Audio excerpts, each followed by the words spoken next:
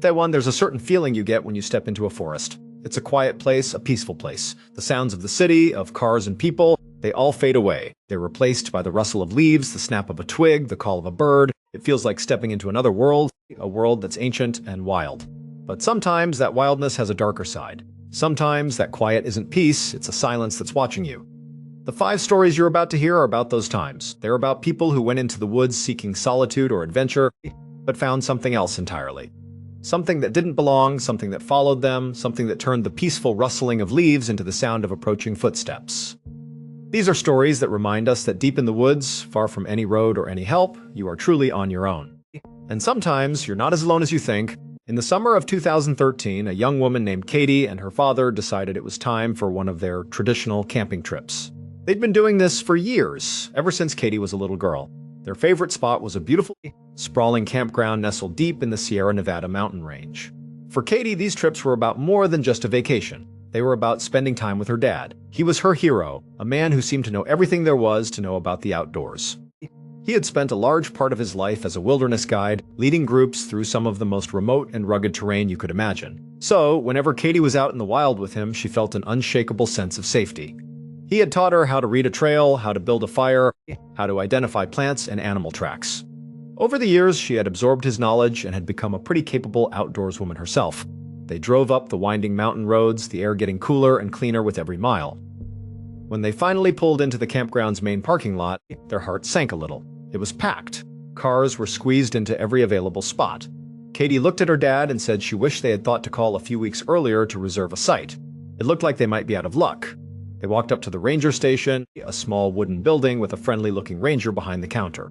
They asked if, by some miracle, there were any sites left. The ranger smiled and told them they were in luck. There was one spot available, but, he added, there was a reason it was the last one. He pointed to a map on the wall, his finger landing on a small dot that seemed a world away from everything else. It was a single campsite tucked away on its own, far from the main loops where most of the other campers were.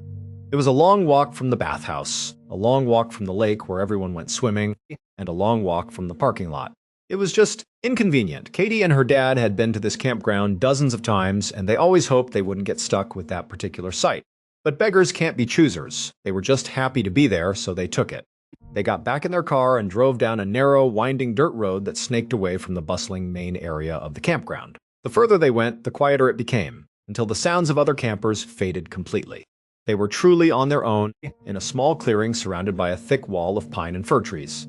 They got to work setting up their camp. They each had their own tent. These weren't big, spacious family tents. They were small, lightweight backpacking tents designed for one person and not much else. They were so small, in fact, that you had a choice to make when you went to sleep.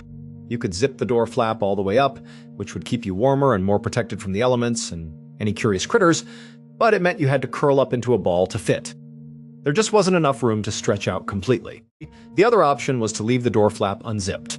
That way you could lie down and extend your legs fully, but it meant your feet and lower legs would be sticking out of the tent, exposed to the night air. You really only did that on warm nights, and only if you felt completely comfortable with the idea of having a part of your body poking out into the wilderness. After getting their tents pitched just right, they set up the rest of their site. They put their cooler next to the picnic table, arranged their camp chairs, and got everything organized just the way they liked it. With the camp established, they decided to make the most of the daylight and went for a long hike. They spent the rest of the day exploring the trails, feeling the familiar burn in their legs as they climbed up and down the mountain paths. By the time they got back to their campsite, the sun was setting, casting long shadows through the trees. They were completely exhausted. They made a quick dinner, sat by the fire for a little while, and then decided to call it a night. They crawled into their separate tents and fell asleep almost instantly. That first night was peaceful and uneventful. They woke up the next morning feeling refreshed and ready for another day of adventure. They repeated the pattern of the day before, heading out for another long, strenuous hike, pushing themselves to see new vistas and explore new trails. When they returned that evening, they were even more tired than the night before. They ate, cleaned up, and with barely a word, retreated to their tents for a much-needed rest. They were both asleep within minutes, but this night, something would happen. Something that would change the way they felt about the wilderness forever. At about 3 o'clock in the morning, Katie woke up. At first, she wasn't sure what had disturbed her sleep. It was just a feeling. Then she heard it. Footsteps. They were coming from somewhere in the woods, off to the side of their campsite. They were slow, deliberate steps, the kind someone makes when they're trying to be quiet. Her first thought was that it had to be her father. He was diabetic, and it was a normal part of his routine to get up several times during the night to use the bathroom. He probably just walked over to the bathhouse and was on his way back, but then a detail snagged in her mind, a detail that didn't fit. She knew exactly where the bathhouse was. It was in one direction, but the footsteps were coming from a completely different direction. So, what was her dad doing over there? Walking through the trees in the middle of the night? The footsteps grew closer, crunching on the pine needles and dry leaves that littered the forest floor. They emerged from the dark tree line and came into the small clearing of their campsite. And then they stopped. They stopped about 2 or 3 meters away from her tent. Katie lay there, her heart starting to beat a little faster. Her tiny tent didn't have any windows. There were just a couple of small mesh vents at the top, but they were angled downwards, so she couldn't see out. And even if she could, it was a moonless night. It was pitch black outside. There was no way to see who or what was standing just a few feet away. She could only hear them. She tried to rationalize it to calm her growing fear. Maybe her dad got a little disoriented coming back from the bathhouse. He hadn't taken a flashlight, so it was possible he overshot the campsite and had to circle back. Or maybe, just maybe, he decided not to walk all the way to the bathhouse and just stepped into the trees to relieve himself. That seemed unlikely, though. He was a creature of habit and always went to the proper facilities. But still, she clung to these possibilities, trying to convince herself that the presence outside was a familiar one. All she wanted in that moment was to hear those footsteps move again. She wanted to hear them walk past her tent, over to her father's tent, and then hear the distinct sound of his zipper. That would be the confirmation she needed. That would mean everything was okay. She waited, holding her breath, listening, and then she heard the footsteps again. But they didn't walk around her tent. They didn't go towards her father's tent. Instead, the person took a few quick steps and came right up against the side of her small tent. The fabric of the tent wall was just inches from her face. She could hear them breathing, a slow, heavy breath right above her, and in that instant, a cold wave of certainty washed over her. That was not her dad. As that terrible realization sank in, an even worse one followed. It had been a warm night. She had been sleeping with her tent unzipped, her legs stretched out and poking out from the end. She was exposed. Some stranger was standing over her, and her feet were completely vulnerable. She had to do something. She had to get her legs back inside. She mustered every ounce of courage she had and began to slowly, silently pull her legs back into the safety of her tent. But before she could get them all the way in, the person outside stood up straight. They turned and started walking towards the foot of her tent. Right where her legs were, Katie froze. She was paralyzed with terror, convinced that in the next second, a hand would grab her ankle. But the person didn't stop at her feet. They kept walking and began to circle her tent. The sound of their footsteps was loud on the dry ground, and that noise, ironically, gave her the cover she needed.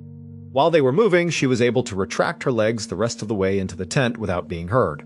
She quickly pulled the zipper tab, but didn't zip it up, fearing the sound would give her away. She now had the illusion of safety, being fully inside the thin nylon walls, but the tent was still open. She was just waiting, expecting the person to come around to the front, crouch down, and peer inside. She stared at the unzipped opening, her heart pounding in her chest, just praying it wouldn't happen. And then, at that exact moment, the footsteps stopped. They stopped right at the base of her tent, directly in front of the opening. She squeezed her eyes shut, repeating a silent plea in her mind. Please don't come in. Please don't come in. Even though her feet were now pulled up towards her chest inside the tent, she suddenly felt something. A distinct pressure. A pinch on the sole of her foot. She knew instantly what it was. It was a hand. Someone had reached into the open end of her tent and grabbed her foot. She choked back a scream, clamping a hand over her own mouth. Her whole body began to shake uncontrollably. Every instinct was screaming at her to stay perfectly still, to not let this person know she was awake. She didn't know why, but it felt like her only defense. She lay there, trembling with fear, trying to control her breathing, as this unknown person held her foot. Luckily, after a moment that felt like an eternity, the person let go. They stood back up and moved back to the side of her tent, leaning over it once again. She could hear them breathing, that same slow, heavy breath right on top of her. For several long minutes, she lay there shaking, while this stranger who had just touched her hovered over her tent in the dead of night. She felt completely helpless. There was nothing she could do but wait and pray. Eventually, the person stood up, turned, and walked over to the picnic table where they had their cooler and some other supplies.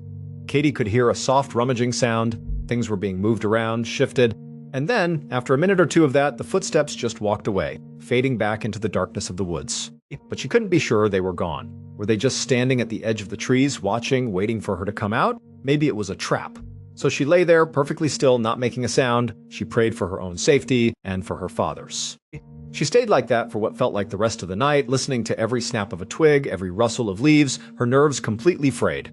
Eventually, probably hours later, sheer exhaustion took over and she drifted into a fitful sleep. The next thing she knew, she was being woken by a familiar sound. It was the sound of her father unzipping his tent. The sun was up. She scrambled out of her own tent and rushed over to him. The moment she saw his face, she could tell he was scared. Before she could even begin to tell him what had happened to her, he spoke. He asked her if she had been outside her tent last night around 2 or 3 in the morning. He told her he had heard all sorts of commotion near their cooler and wasn't sure if it was an animal or if it was her. That's when her own story came tumbling out. She told him everything. About the footsteps, the breathing, the hand that had reached into her tent and pinched her foot. As she was describing the terrifying ordeal, her father's eyes went wide. He was looking past her at the picnic table. He pointed at it, and she turned around to see what he was looking at. Every single item that had been in their cooler, or in their backpacks, or that had just been sitting out on the table, had been taken out and carefully stacked into a perfect pyramid. The cans of food, the water bottles, their cooking utensils, all of it. It was a bizarre, unsettling monument. Clearly, the person who had been there last night had done this. As they walked closer to examine the strange structure, they noticed something else. In the soft dirt around Katie's tent, there was a clear track of heavy footprints, going around and around and around. She hadn't been imagining it. Someone had been circling her while she slept. That was it. They didn't need to see anything else. In that instant, without another word, they started frantically packing up their camp. They threw everything into the car as fast as they could and left. To this day, it's something they can barely speak about with each other. The what-ifs are just too much to handle. The father is consumed by guilt because he heard the person but stayed in his tent, not knowing his daughter was in danger. And for Katie, the image of that hand reaching into her open tent, the feeling of those fingers pinching her foot, is a horror that has never left her. It was a trauma that shattered their sense of safety in a place they had always loved. In 2015, an experienced outdoorsman named Bob decided to take his family camping. It was him, his wife, their young daughter, and their 2 German shepherds. They were heading to a remote part of northern Oregon, a place they'd never been before, known for its rugged beauty and isolation. When they arrived at their designated site, it was exactly what they'd hoped for. They were surrounded by towering trees, with no other campers in sight. Bob got to work setting up the main family tent, a large dome tent big enough for all of them. As he was staking it down, his daughter came over and asked if she could sleep in the spare 2-person tent they always brought along for extra storage. She was getting to that age where she wanted a little bit of her own space. Bob and his wife talked it over for a minute. They were in a very remote area, and the thought of her sleeping alone was a bit unsettling. But they came to a compromise. She could sleep in the smaller tent, but she had to take Guts with her. Guts was one of their German shepherds, a big, powerful dog who was incredibly protective of the family. He would be her personal guard dog for the night. So that night, after a dinner of hot dogs and s'mores cooked over the campfire, Bob's daughter and Guts went off to their small tent, while Bob, his wife, and Leah, the other dog, settled into the larger tent. Later that night, Bob was woken up by a sound. It was the sound of footsteps, heavy and slow, moving around just outside of his tent. He lay perfectly still, listening. He looked over at his wife. She was sound asleep next to him. He glanced at the foot of their sleeping bags. Leah was curled up in a ball, also fast asleep. He listened closely for any sounds from his daughter's tent. He could hear her soft snoring and the quiet, rhythmic breathing of Guts. His whole family was accounted for. But the footsteps were still there. They didn't sound like the light, scampering steps of a squirrel or a raccoon. They sounded heavy, like a large animal was slowly making its way through their campsite. But the thing that put Bob at ease was his dogs. Both Guts and Leah were incredibly alert and fiercely protective. If there was any kind of threat nearby, they would have been up and going crazy, barking and growling. Since they were both sleeping soundly, Bob figured it must just be an elk or a deer wandering through. Nothing to worry about. He rolled over and went back to sleep. The next morning, everyone was fine. There was no sign of any disturbance at their campsite. Nothing had been moved, nothing was out of place. This just confirmed Bob's theory from the night before. It was just some harmless wildlife passing through. After breakfast, they decided to go for a walk down the dirt road that ran alongside their campsite. They took the dogs and started strolling down the road, enjoying the morning air. They had only gone a couple hundred feet when suddenly Guts's head shot up. He had seen or heard something. He took off like a rocket, sprinting down the road. He then veered sharply to the left, disappearing down a small, overgrown access road that branched off into the woods. Bob's heart jumped into his throat.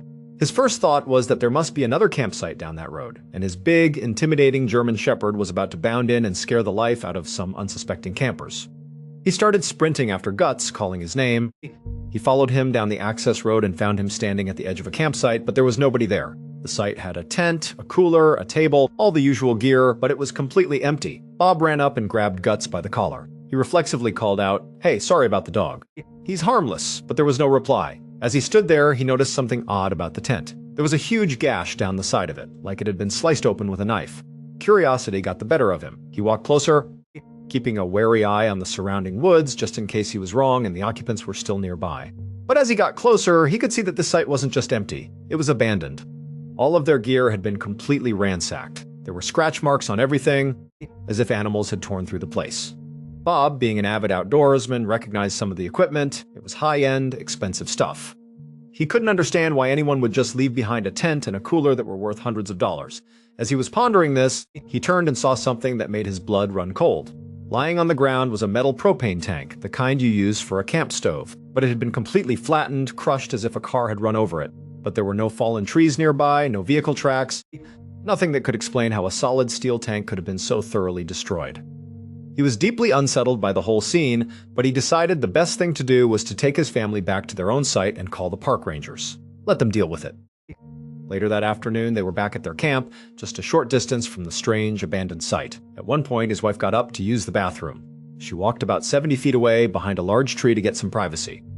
A moment later, she came sprinting back towards the camp, a look of panic on her face. Bob saw her and immediately knew something was wrong. At the exact same time, Guts jumped to his feet and started sprinting towards her. Bob told his daughter to stay put with Leah, and then he took off running towards his wife. Guts reached his wife first, but he didn't stop. He ran right past her, deep into the woods, barking furiously. Bob got to his wife and asked what was wrong, why she was running. She said she didn't know for sure, she just had this horrible, overwhelming feeling that someone was watching her. When she turned to look, she saw Guts already running towards her, which startled her and sent her running back to camp.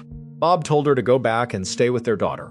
He was going to figure out what was going on. He pulled out the pistol he always carried when camping and started walking cautiously into the woods towards where Guts had stopped. The dog's fur was standing on end, and he was growling and barking at something in the trees that Bob couldn't see. He scanned the woods, but there was nothing there. After a few minutes of trying to figure out what had spooked his wife and his dog, he gave up, took Guts, and headed back to the campsite. When he got back, the mood was tense. He wanted to leave, his wife wanted to leave. His daughter didn't fully understand what was happening, but she could feel the fear. The problem was, it was getting late. Packing up all their gear in the dark would be a huge ordeal. So, they made a difficult decision. They would stay one more night and leave first thing in the morning. As Bob thought about the events of the day, the footsteps in the night, the trashed campsite with the flattened propane tank, his wife's feeling of being watched, his dog's strange behavior, he felt a growing sense of dread. He decided he needed to take some precautions. He was going to set up a perimeter alarm around their campsite. He had a long rope and some small pieces of metal. His plan was to tie the rope to trees all the way around their site, about 8 inches off the ground. He would hang the pieces of metal from the rope, so if anything touched it, the metal would clang together and wake him up. He went over to the edge of the campsite to an obvious spot to start tying his rope. He bent down to wrap the rope around the base of a tree, and that's when he saw it. Someone had already done the exact same thing. There was another tripwire made of thin wire already strung up around the outside of their campsite. It had been cut in several places, so it was no longer functional, but it was there. The chilling realization hit him like a physical blow. The people who were at this campsite before them had been so scared of something in these woods that they had felt the need to build the same exact alarm system he was about to build. Bob didn't even bother setting up his own perimeter.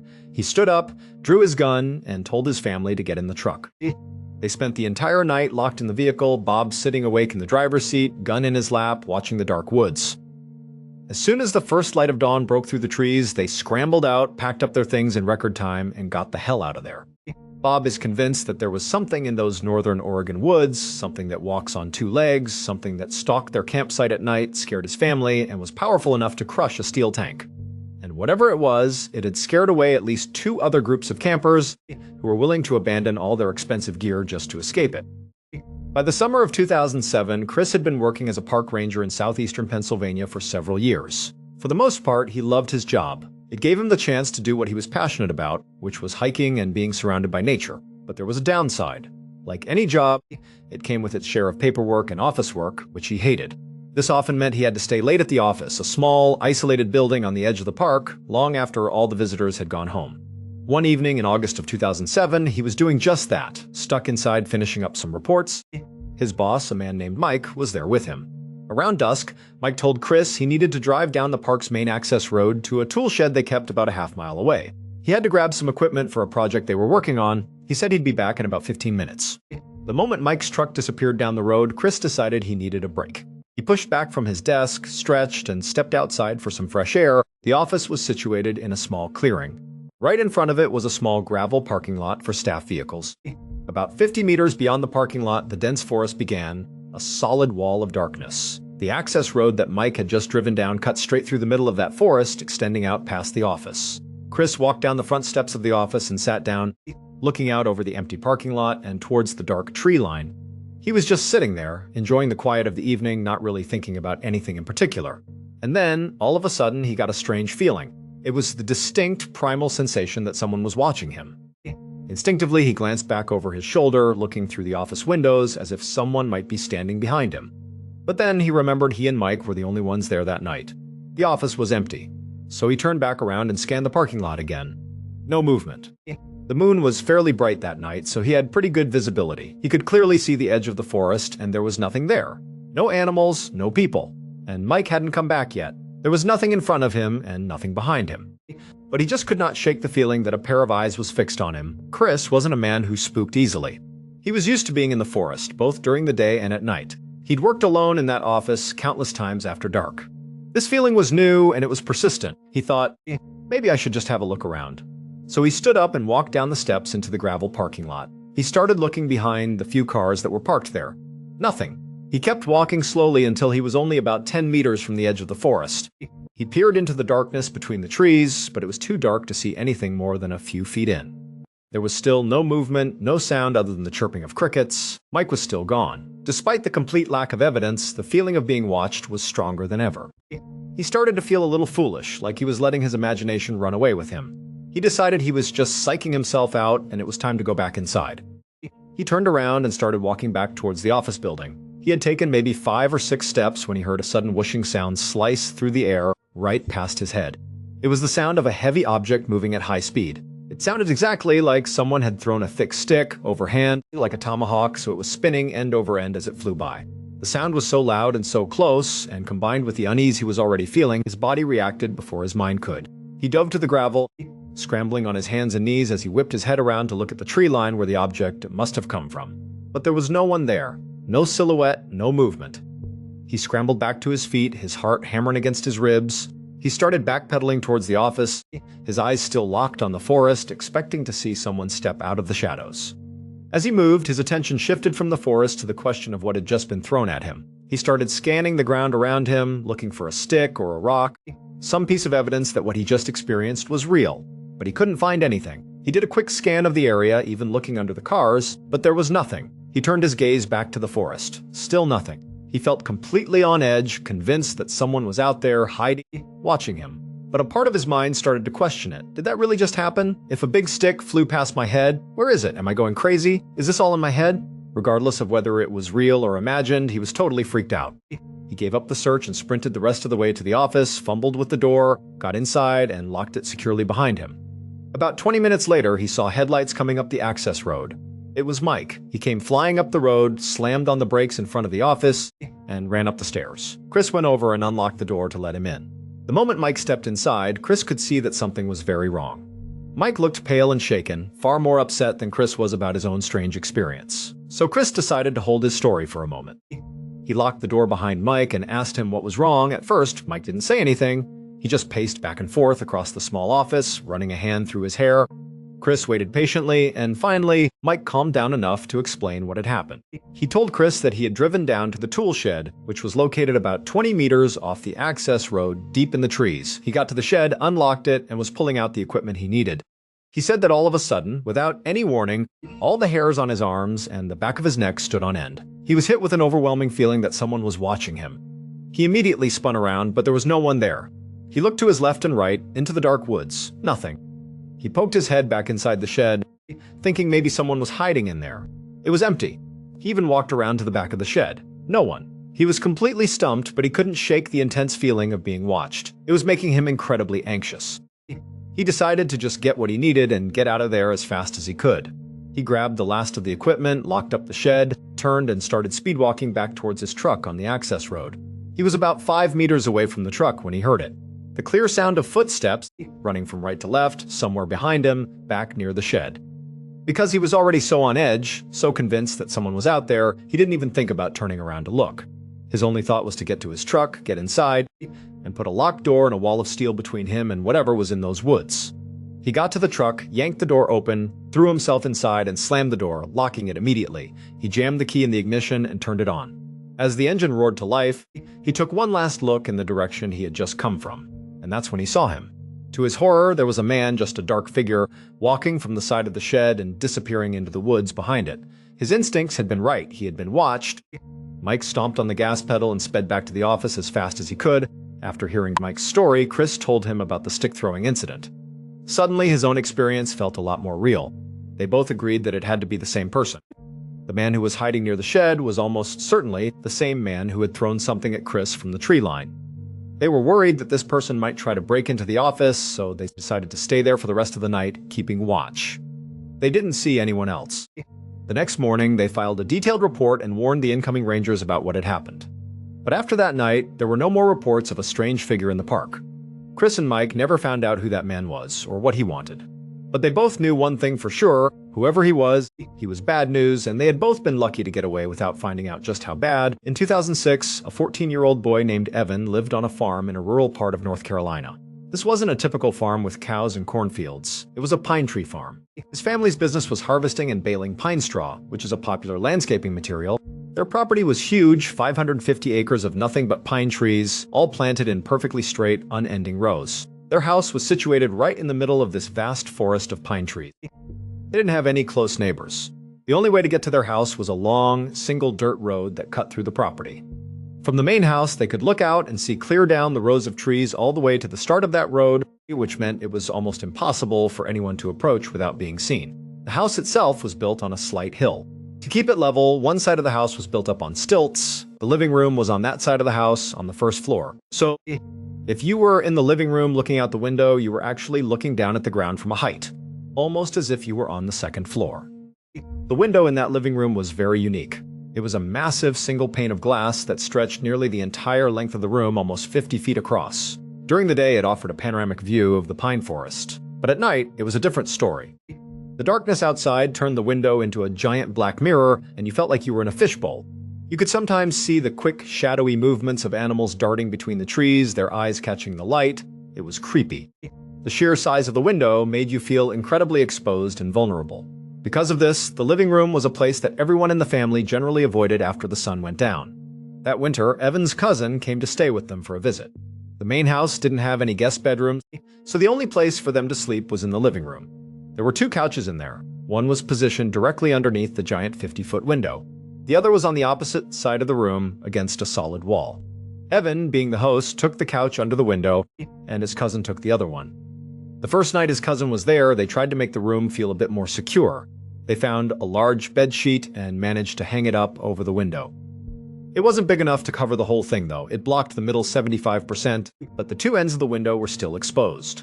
Still, the part of the window directly behind their couches was covered, which gave them a small sense of privacy.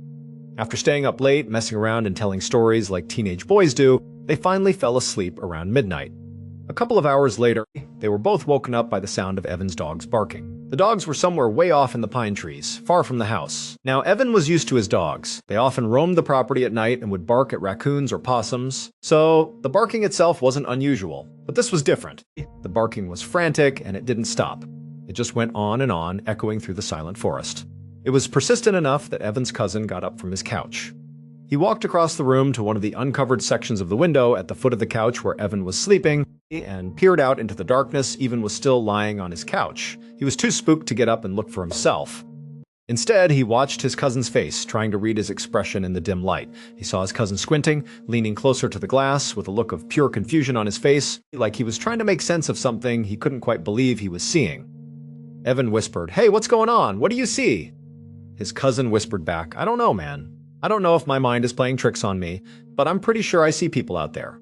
That was all Evan needed to hear. He leaped off the couch and ran over to the window, pressing his face against the cold glass right next to his cousin. He scanned the rows of pine trees, which stretched out like a dark, endless grid. The first thing he noticed was that the moon was very bright that night, and a light dusting of snow covered the ground, which reflected the moonlight and made it surprisingly easy to see. He looked out maybe 100 meters into the trees, and then he saw it. A single leg extended out from behind one of the thick pine tree trunks, as if someone was stepping into the open space between the rows. He stared, his mind struggling to process it. No one should be out there. He hadn't seen any cars come down their road. They had no neighbors for miles. It made no sense. Then a body followed the leg. A tall, dark figure walked calmly from behind one tree and crossed the gap to the next row, before disappearing behind another tree. It moved with a casual, unhurried pace. Evan grabbed his cousin's arm. "Did you just see that?" he whispered. "Yeah, I saw that," his cousin replied, his voice trembling slightly. They kept their eyes fixed on the spot where the person had disappeared. After a couple of minutes of tense silence, they saw movement again. Another leg emerged, but this time it was going in the other direction, back towards where the first figure had come from. A second tall figure walked across the gap and vanished into the next row of trees. But this time, it didn't just walk straight across. It seemed to be moving at a slight angle, an angle that was bringing it closer to the house. The boys looked at each other, their eyes wide with fear. They didn't know what to do. So they just stood there, frozen, staring out the window in stunned silence. A few more minutes passed, and then they saw the figure emerge again. But this time, it wasn't 100 meters away. It was maybe only 20 meters away. They had no idea how it had closed the distance so quickly without them seeing it move. This time, when the leg came out from behind the pine tree, the figure didn't walk across the gap. It stopped right in the middle of the open space between the trees. It stood there for a second, a tall, dark silhouette against the snow, and then it turned its head and looked directly at the two boys in the window. And it started running. It started sprinting straight for the house. The boys screamed and practically fell over each other, trying to get away from the window. Evan started yelling for his father, who was asleep upstairs. Their instincts took over, and they just started running through the house, frantically locking every door, slamming shut every window they could find. With every door they locked, their panic grew, because they imagined that the person who was running towards them was about to burst through that very door before they could secure it. Their anxiety was through the roof, but they managed to lock everything down just as Evan's father came charging down the stairs, a gun in his hand. "What's going on?" he demanded. The boys, breathless, just pointed towards the living room and choked out, "There's someone outside. On our property." Their dad didn't hesitate. He ran to the front door, which was on the side of the house, not the same wall as the living room window. He threw the door open and stepped out onto the porch. He had to turn the corner of the house to see the area where the boys had seen the figure. He stood there on the porch and started yelling into the darkness, his voice booming across the property. He shouted that he had a gun, that if anyone came any closer, he would shoot them. He told them to get the hell away from his house. And then there was silence. The boys stood inside, listening, peering cautiously around the doorframe. They didn't see or hear anything. After a minute, their dad came back inside, shutting and locking the door firmly behind him. He looked at Evan and told him to keep an eye out and to let him know immediately if he saw them again. Looking back on it later, Evan would think that they really should have called 911 right then. But that just wasn't how his family operated. They were self-reliant, they took care of their own problems. So, in that moment, his dad wasn't calling the cops. He was posting his 14-year-old son as a lookout. Evan and his cousin went back into the living room. They crept cautiously back up to the window and peered out. They watched for what felt like a long time, maybe 10 or 15 minutes, but they didn't see any more movement. They started to think that maybe their dad had scared the person off. He was a pretty intimidating man, and he had been screaming and brandishing a gun. It probably did the trick. So, feeling a little safer, the boys went back to their respective couches. It took them a long time to relax enough to even think about sleeping, but eventually, exhaustion won, and they both drifted off. The next morning, as soon as they woke up, the first thing they wanted to do was go outside and look for footprints. A part of them was still hoping that they had imagined the whole thing, that their minds had been playing tricks on them in the dark. They went out the front door, turned the corner and walked down into the trees to the area below the living room window. And they found them.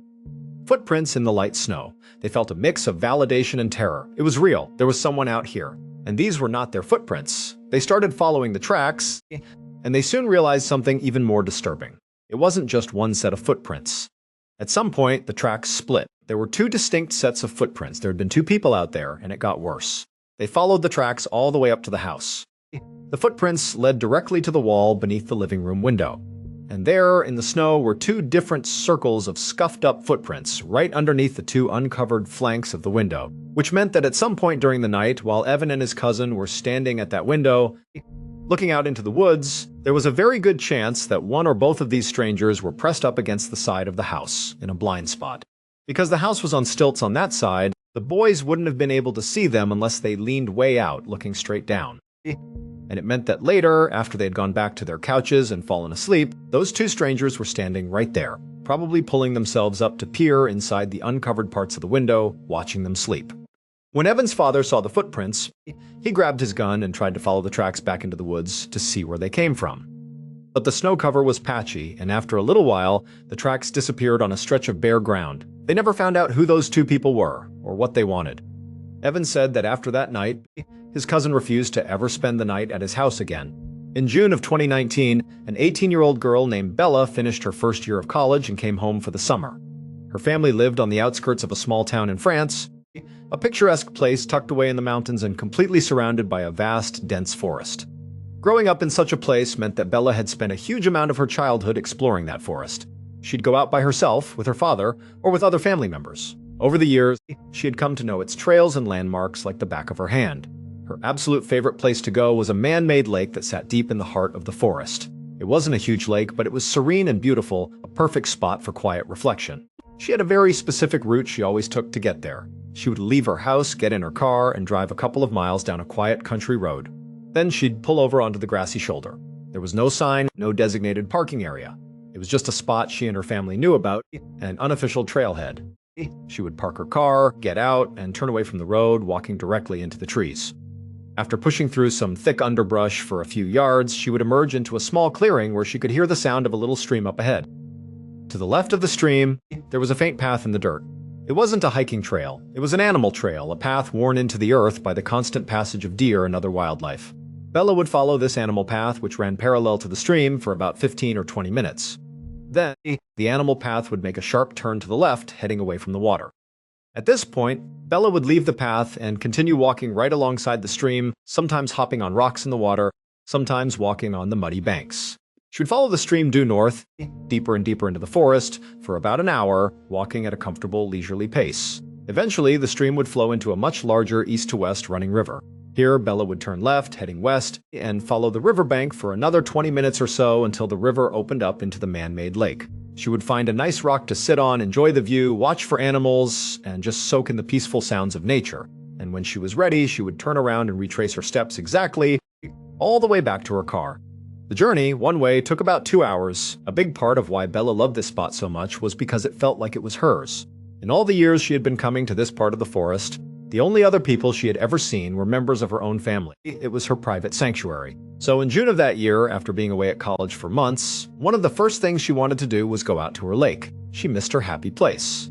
One morning, she got up early and set out by herself. She drove the familiar route, pulled off onto the shoulder, and began her hike.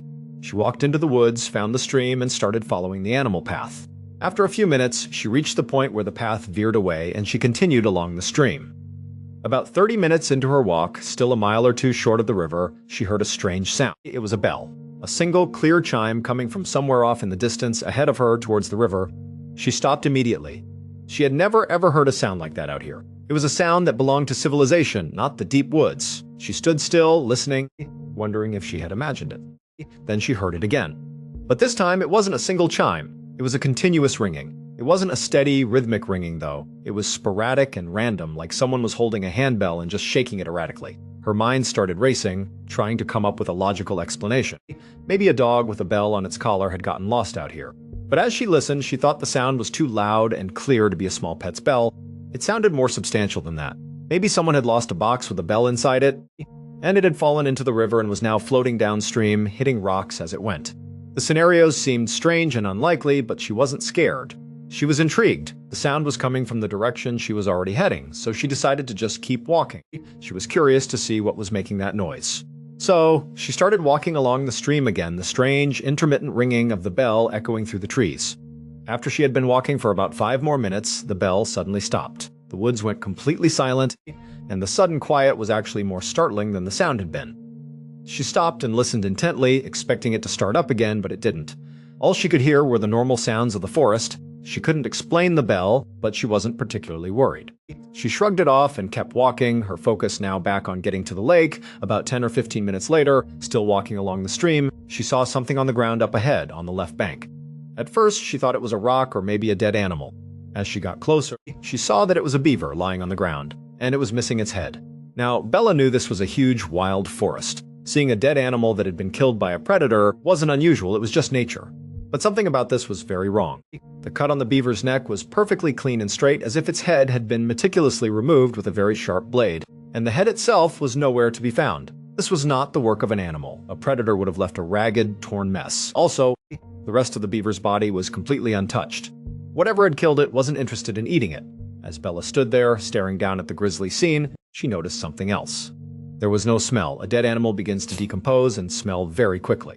The fact that there was no odor told her that this beaver must have been killed very, very recently. She gently nudged the body with the toe of her shoe and saw that it was still limp. Rigor mortis, the stiffening of the body after death, hadn't set in yet. This beaver had died within the last few hours, at most. And as that realization dawned on her, another more chilling thought followed. Whoever or whatever did this was probably still somewhere nearby. She couldn't help but connect the dead beaver to the mysterious bell she had heard earlier. Before, the bell was just a strange curiosity. Now, considering it had been coming from the same general area, it took on a sinister new meaning. She found herself whipping her head around, scanning the dense trees, half expecting to see a hunter or some other person who could explain this. But there was nothing. Just trees. She felt a knot of panic starting to form in her stomach. But she took a deep breath and told herself to calm down. It was broad daylight. She had been coming to these woods her whole life and had never seen another person or a dangerous animal. Everything was probably fine. She was just letting her imagination get the better of her. So, she carefully stepped over the headless beaver and kept walking. She made it to the river, turned left, walked to her lake, enjoyed the peaceful scenery for a while, and then made the long 2-hour journey back to her car, walking past the dead beaver a second time. A week went by. One afternoon, Bella was at home, feeling bored. On a whim, she decided to go back to the lake. It was 6 p.m. when she left. Sunset was at 9 p.m., so she knew she'd have to make it a quick trip if she wanted to be out of the woods before dark. She drove to her spot, parked, and entered the forest. She found the animal trail and started her journey along the stream. As she walked, she heard the distant rumble of thunder. She looked up through the canopy of leaves and saw that the sky was growing dark. A storm was rolling in, but she was determined to get to her lake. Instead of turning back, she started jogging along the stream, trying to get there as fast as she could. Almost immediately, it started to rain. By the time she passed the beaver corpse, which was still lying on the ground unmoved, it was raining steadily. About 15 minutes later, when she reached the east-to-west running river, the rain had become a full-blown downpour. Still, she turned left at the river and continued towards the lake. But after only a minute or two, with another 20 minutes of hiking still ahead of her, she stopped. She looked at her watch. It was already after 8 p.m. She did the math in her head. Even if she turned around right now, it would take her over an hour to get back to her car.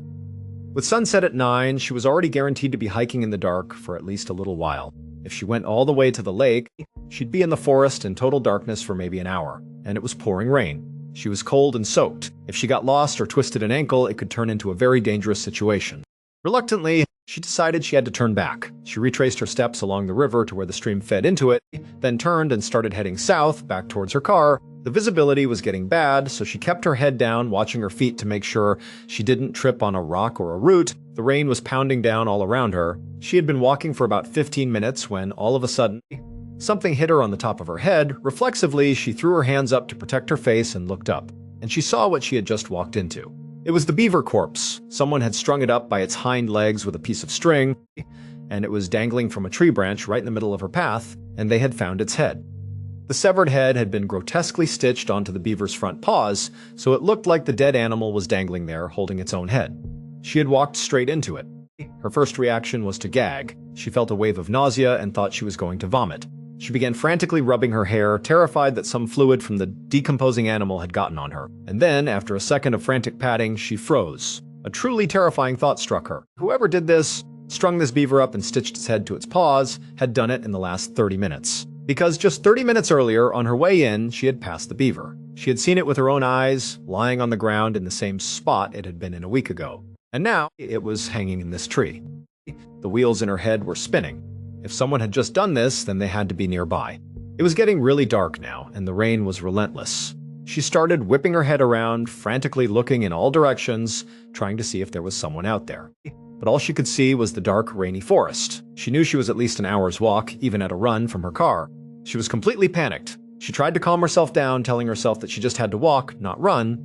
If she started running, she'd fall and get hurt. So she took a deep breath, walked around the dangling beaver, and started walking along the stream. But the second she was past the corpse, she felt the hairs on the back of her neck stand up.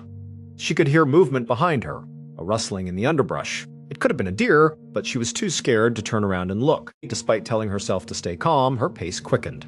Her walk turned into a jog and then into a full-blown sprint, flying down the stream, away from that horrifying scene. She ran so hard that after 5 or 6 minutes, her lungs were burning and she had to slow down to a walk. She still hadn't dared to look behind her, and as soon as she slowed down, she heard it again. The sound of the bell. It was the exact same random, sporadic ringing she had heard a week ago. But now, in her panicked state, she couldn't tell where it was coming from. It seemed to be all around her. It was now completely dark. She was terrified. Someone was behind her, someone who had mutilated that beaver, and they were watching her, following her, and she couldn't see them. Even though she could barely breathe, she started sprinting again. She stumbled on the wet rocks, falling and catching herself, not even looking where she was going. And all around her, she could hear the constant chiming of that bell and the sound of something large moving through the woods just behind her. She fumbled in her pocket, pulled out her phone, and with shaking hands, she dialed her father. She pressed the phone to her ear, crying and panting, unable to catch her breath. When her father answered, she was so relieved to hear his voice that she couldn't form a coherent sentence. She just wailed and pleaded with him, "Dad, come to the forest. Meet me at the spot where the trail leaves the stream. Someone is chasing me." Her father, on the other end of the line, could hear the raw, primal fear in his daughter's voice. He didn't ask questions. He just said, "Stay on the line. I'm coming right now." Bella's parents ran out of the house, jumped in their car, and sped down the road. They parked next to Bella's car, and as they got out, they could hear it too. Faintly, from deep in the woods, the sound of a bell. With Bella still on the phone, screaming and begging them to hurry, they ran into the forest. Meanwhile, Bella was still a long way from them. She was exhausted, running on pure adrenaline, and as she got closer to the meeting point, the sound of the bell was getting louder and louder. Whatever was chasing her was gaining on her. She could hear sticks and branches breaking right behind her. Finally, when it felt like the bell was right on top of her, she just gave up. She stopped. She was too tired, too far from her parents. She felt like she couldn't run another step. She had to turn around and face whatever it was. Terrified beyond words, she slowly turned around.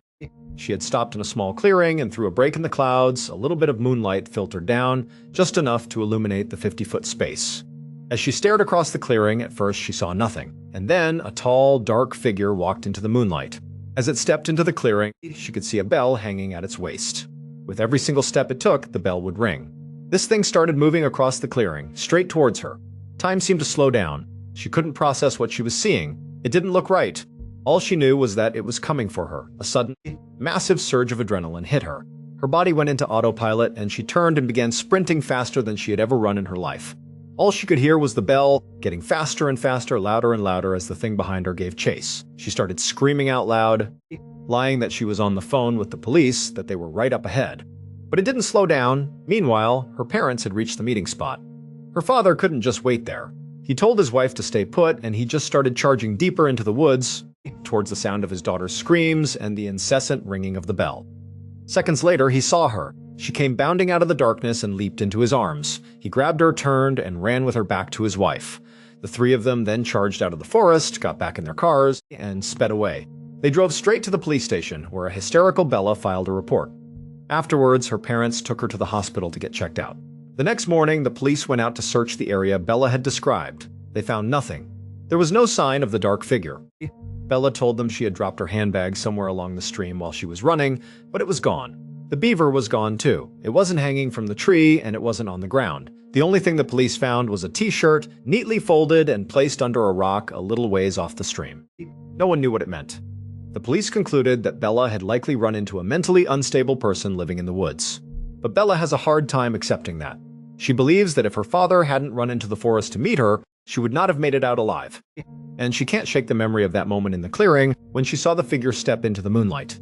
The way it moved, its gait, it wasn't human. It was something else. Since her ordeal, there have been no other strange sightings in those woods. But then again, Bella and her family never went back. So whatever is out there, with its bell and its taste for cruelty, is likely still out there, waiting in the silence. The woods are a place of profound beauty and profound mystery. For Katie and her father, a shared passion became the source of a shared trauma, a silent pyramid of their belongings, a monument to their terror. For Bob's family, the forest's secrets were hinted at by a crushed propane tank and a broken tripwire, warnings left by those who had fled before them. For Chris and Mike, the familiar park they protected showed a new predatory face in the form of a shadowy figure who watched from the trees. For Evan and his cousin, the neat rows of pines on their own property became a terrifying maze where strangers ran towards them in the night, leaving footprints just below their window. And for Bella, a beloved sanctuary transformed into a hunting ground, the chime of a bell no longer a sound of peace, but the footfalls of a nightmare that chased her out of the darkness.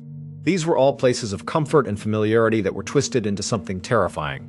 The people in these stories survived, but a part of them was left behind in those woods.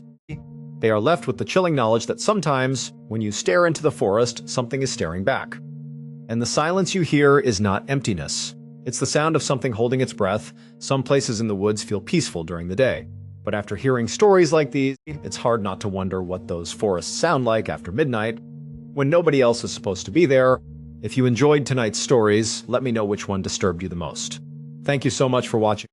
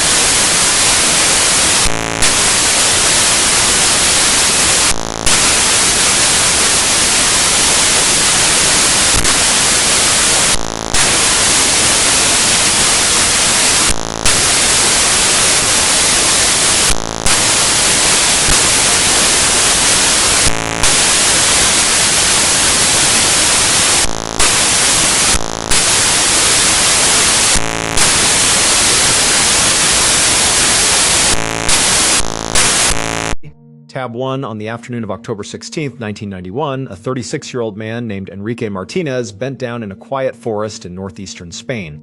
He reached into his pocket, pulled out his folding pocket knife, and carefully sliced through the thick, fleshy stem of a wild mushroom. This mushroom was growing right next to a damp, mossy log, practically hidden under a layer of fallen pine needles. Enrique gently lifted the mushroom up, examined its orange cap, and placed it inside of his woven wicker basket. Inside the basket, there were already several other mushrooms he had gathered that afternoon. He stood up, stretched his back, and took a deep breath of the cool, clean mountain air. He looked out over the landscape and just took a minute to take in the unbelievable view of the lush green valley stretching out right below him. Enrique was out mushroom hunting with his wife, Anna, and their two close friends, Jorge and Sofia, who were dating. They were up in the mountains of northeastern Spain near an old, abandoned town called La Musara. It had been Jorge's idea to come to this specific area to explore. Jorge was a guy who loved anything unusual or mysterious. He had heard all these crazy stories about La Musara, about how it was haunted, how people had vanished there, and how there was all this creepy folklore surrounding the old ruins. But as for Enrique, he did not really care about the spooky lore of the town. To be honest, the history of the ruins was not that interesting to him. What was interesting to him was the chance to come out here and collect wild mushrooms. That was one of his favorite things to do. Enrique and his wife, Anna, lived in a very busy, crowded port city in Spain called Tirona. Their daily lives back home were incredibly hectic and fast-paced. Enrique worked as a bartender at a popular local bar, which meant that almost every single night he was surrounded by hundreds of loud, energetic people. He spent his shifts running around, mixing drinks, shouting over the noise of the music, and dealing with constant chaos. So, having a chance to leave the city behind, to come out here into the quiet wilderness, to stand in the peaceful forest and search for mushrooms, just sounded too good to turn down. Enrique turned his attention away from the vast valley below and began scanning the ground again. He was looking for a specific type of mushroom that was highly prized in this region. It was called the bloody milk cap. It had a distinct orange color and was known for being absolutely delicious when grilled. Enrique was planning to collect enough of these mushrooms so that when they got back home, he could cook a massive, wonderful feast for his wife and his friends. The small group of four slowly made their way uphill, walking through the pine trees and over the rocky ground until they finally saw the outer edges of the abandoned town of La Musara. This town was incredibly old, with some of its history dating back more than 900 years. Today, it was nothing more than a collection of crumbling, empty stone ruins, some of which actually dated back to prehistoric times. La Musara had never been a particularly large town. Even at its peak, it only had about 300 residents. But over the years, life in the isolated mountain village became too difficult, and the last remaining residents finally packed up and fled about 40 years earlier in the 1950s. Since then, the elements had taken over, turning it into a complete ghost town. The group walked over to one of the ruined buildings on the outer perimeter of the village. This structure was basically just a stone foundation with 3 crumbling walls still standing, but there was no roof left. The friends stood next to these old stone walls, and from their vantage point, they could look straight down the main drag of La Musara. It was essentially just a narrow, overgrown dirt road that ran straight through the center of the ruins. All along both sides of this road were the dilapidated remains of other homes and buildings. Fairly far down this road, maybe about 200 feet away from where the friends were standing, was the absolute center of the town. This spot was marked by a large, imposing church with a massive stone steeple. Unlike the other buildings, the church was actually in relatively decent shape. It had not totally crumbled onto itself. Behind the church, just barely visible through the wild brush, was an overgrown cemetery. Off to one side of the church was a small pond that was completely choked with weeds and green moss. From where they stood, the friends could hear the loud, continuous sound of dozens of croaking frogs coming from that pond. Enrique and his friends stood there in absolute silence, staring down at the empty town. They had known before coming here that the place would probably be creepy. After all, that was the main reason Jorge had wanted to bring them here. But seeing it in person was something else entirely. The level of eeriness was much higher than any of them had anticipated. It truly looked like a place frozen in time, filled with shadows and secrets. And then, adding to the unsettling atmosphere, the friends watched as a thick, white mist began to slowly roll in, wrapping itself around the ruined stone buildings. Jorge had mentioned during his research that this heavy mist was a trademark of La Musara. He had told them that at night, the town would get completely consumed by a thick white fog. But right now, it was the middle of the day. The sun was still up, yet this dense fog was already rolling in, blanketing the dirt road and hiding the ruins from view. Finally, Jorge broke the quietness. He looked at the others and said that he wanted to show them something. He grabbed his girlfriend, Sofia's hand, and began jogging down the main dirt road in the direction of the church. Enrique and Anna smiled and started walking behind them to keep up, but after walking only about 10 or 20 feet down the path, Enrique happened to turn around and look back toward the outer building where they had just been standing. He was shocked to find that he could no longer see the stone walls at all. The fog had rolled in so quickly and so thickly that it had completely obscured their starting point. Enrique felt a sudden, cold wave of unease wash over him. He knew the fog was supposed to come in at night, so seeing it completely take over the town in broad daylight was very strange. He tried to shake the feeling off, telling himself it was just mountain weather and nothing to worry about. He turned back around and hustled to catch up with Jorge and Sofia. By this point, Jorge and Sofia had stopped a little further down the road, stepping off to the side where a strange rectangular rock was jutting out of the ground. This rock was about 2 feet tall, with flat, weathered sides. When Enrique and Ana reached them, Jorge placed his hand squarely on top of the stone. He had a very satisfied, mischievous grin on his face. He looked at his friends and told them that this was the Sea Stone, and that local legend claimed it contained dark, ancient powers. Jorge explained that the Sea Stone was actually one of the oldest relics in all of La Musara. Hundreds of years ago, Muslim armies used to march through this mountainous region. In fact, the name La Musara actually came from an Arabic phrase meaning the place to march. As these ancient armies made their way through the mountains toward the valleys below, they would always stop at this exact rectangular stone. They believed the stone possessed magical properties that could grant them strength and help them defeat their enemies in battle. The armies were long gone, but the stone remained, and the local legends about its power had only grown darker over the centuries. People in the surrounding valleys claimed that the stone was a portal, a physical link to another dimension. They warned that if you touched the Sea Stone, you risked being pulled out of this world and trapped in a parallel reality filled with terrifying demonic entities. Jorg finished telling the story, keeping his hand pressed firmly against the top of the stone the entire time. He looked at the group, laughed, and challenged someone else to touch it. Sophia immediately shook her head and said absolutely not, making it clear she was not going to tempt any evil spirits. But Ana, who loved a good joke, smiled and said she would do it. Jorge stepped back and Ana walked forward. She took a deep breath, giggled, and placed her hand flat on the ancient rock. For a brief second, the entire group went completely silent, almost as if they half expected something to jump out of the fog and grab her. But nothing happened. After a moment, Ana pulled her hand away and they all burst out laughing, relieved that the tension was broken. But just a few seconds later, as the laughter died down, Enrique noticed something strange. The sound of the frogs croaking in the nearby pond had suddenly gotten incredibly loud. It was almost as if the moment Ana touched the stone, someone had turned the volume of the forest all the way up. The sound was deafening, filling the heavy air. Enrique turned his body toward the church and stared down the misty road, trying to see the pond. The fog was so thick now that he could barely make out the water. Right behind the pond was the dark outline of the church. As Enrique stared, the dense fog suddenly parted for a brief second, revealing one of the arched windows of the old church. And there, standing right behind the glassless window, was a tall, dark figure. It was completely motionless, just standing in the shadows of the ruined church, staring directly back at Enrique and his friends. Enrique froze, his heart pounding in his chest. But before he could even blink, the fog rolled back in, completely covering the window and hiding the figure from view. Enrique stood there in stunned silence. He did not know if what he had just seen was real, or if the creepy stories in the thick fog were just playing tricks on his mind. Before he could process what had happened, he heard his wife calling his name. He snapped out of his dazed state and turned back to the group. Ana was jokingly telling him that it was his turn to touch the stone. Enrique looked at Ana, Sofia, and Jorge. They were all smiling and laughing, completely unaware of what he had just witnessed. Enrique looked back toward the church, but the fog was too thick to see anything. He told himself that there was no way a dark figure was actually standing inside that abandoned church. He convinced himself it was just his imagination, a trick of the light and the mist. He did not want to ruin the fun or seem cowardly, so he agreed to touch the stone.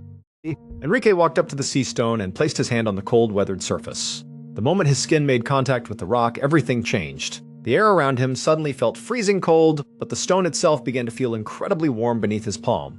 A strange, heavy sensation washed over him. He felt an intense wave of peace and comfort, and a thought popped into his head that he could just stand there with his hand on the stone for hours, completely forgetting about the rest of the world. But then, deep inside his mind, a small, panicked voice began to scream at him to get away. It told him to pull his hand back immediately. Fighting against the strange, heavy pull of the stone, Enrique managed to yank his hand away. Instantly, the strange feelings vanished. The air returned to its normal temperature, and the urge to touch the stone disappeared. Enrique stood there, feeling slightly dizzy, wondering what had just happened to him. Ana and Jorge were grinning at him, waiting to hear what it felt like. But Sofia was not laughing. She was the only one who had refused to touch the stone, and she was clearly getting more and more uncomfortable. She told the group that she wanted to get away from the stone and stop tempting whatever was out here. George put his arm around Sofia, told her to relax, and suggested they do some more exploring. He took her hand and began walking down the dirt road toward the church, with Anna quickly running after them like an excited child. Enrique stood by the stone for an additional moment. He could not ignore the fact that touching the stone had made him feel incredibly strange. The entire village was now completely enveloped in a thick white blanket of fog, and Enrique realized he really wanted to leave.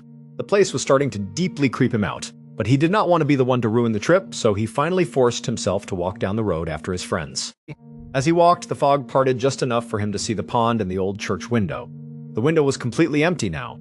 Enrique felt a wave of relief, realizing his friends had not stopped at the church. They had bypassed it and gone straight into the overgrown cemetery behind the building. Enrique did not want to go inside the church.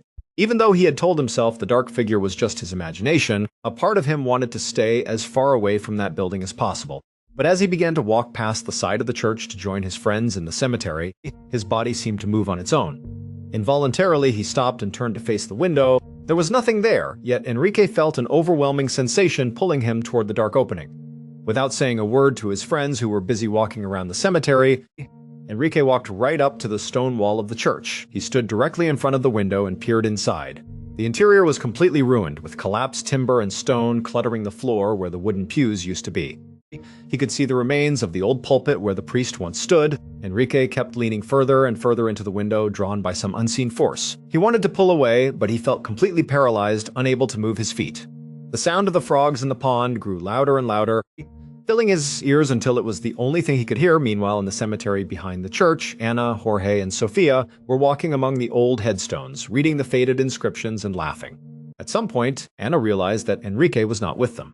She walked over to the rusted iron gate of the cemetery and looked down the side of the church. She saw Enrique standing by the window, leaning his upper body deep into the ruined building. Anna called out his name several times, but Enrique did not move or acknowledge her. He just kept staring into the darkness. Anna walked over to him, grabbed his shoulder, and gave him a gentle shake. Enrique suddenly gasped, snapping out of his daze. He turned to look at Anna with a completely blank, confused expression on his face. Anna laughed and told him to come into the cemetery where everyone else was. She turned and skipped back toward the graveyard, and Enrique slowly followed behind her. Back in the cemetery, Anna began looking at the headstones again. She took a few steps backward to get a better look at a particular stone, but she did not see the large stone cross standing directly behind her. She bumped right into it. The heavy stone cross wobbled and fell to the ground, snapping cleanly in half with a loud crack. Jorge and Sofia heard the noise and turned around. When they saw what had happened, Jorge burst out laughing. He teased Anna, telling her that she had just angered the evil spirits of the town and that she had better put the grave back together. Anna tried to laugh it off, but she was secretly panicking. She hated the idea of desecrating a grave, especially in a place with such a creepy reputation. She bent down and tried to balance the broken stone back onto its base, but it was too heavy and kept sliding off. As Anna struggled with the stone and Jorge continued to tease her, Sofia started to get really anxious. She looked at Jorge and asked him if the town was truly haunted, wanting to know what the real story was. Jorge stopped laughing, looked at Sofia, and said that he believed the town really was cursed. He then began to tell them the historical story of how La Musara had earned its dark reputation.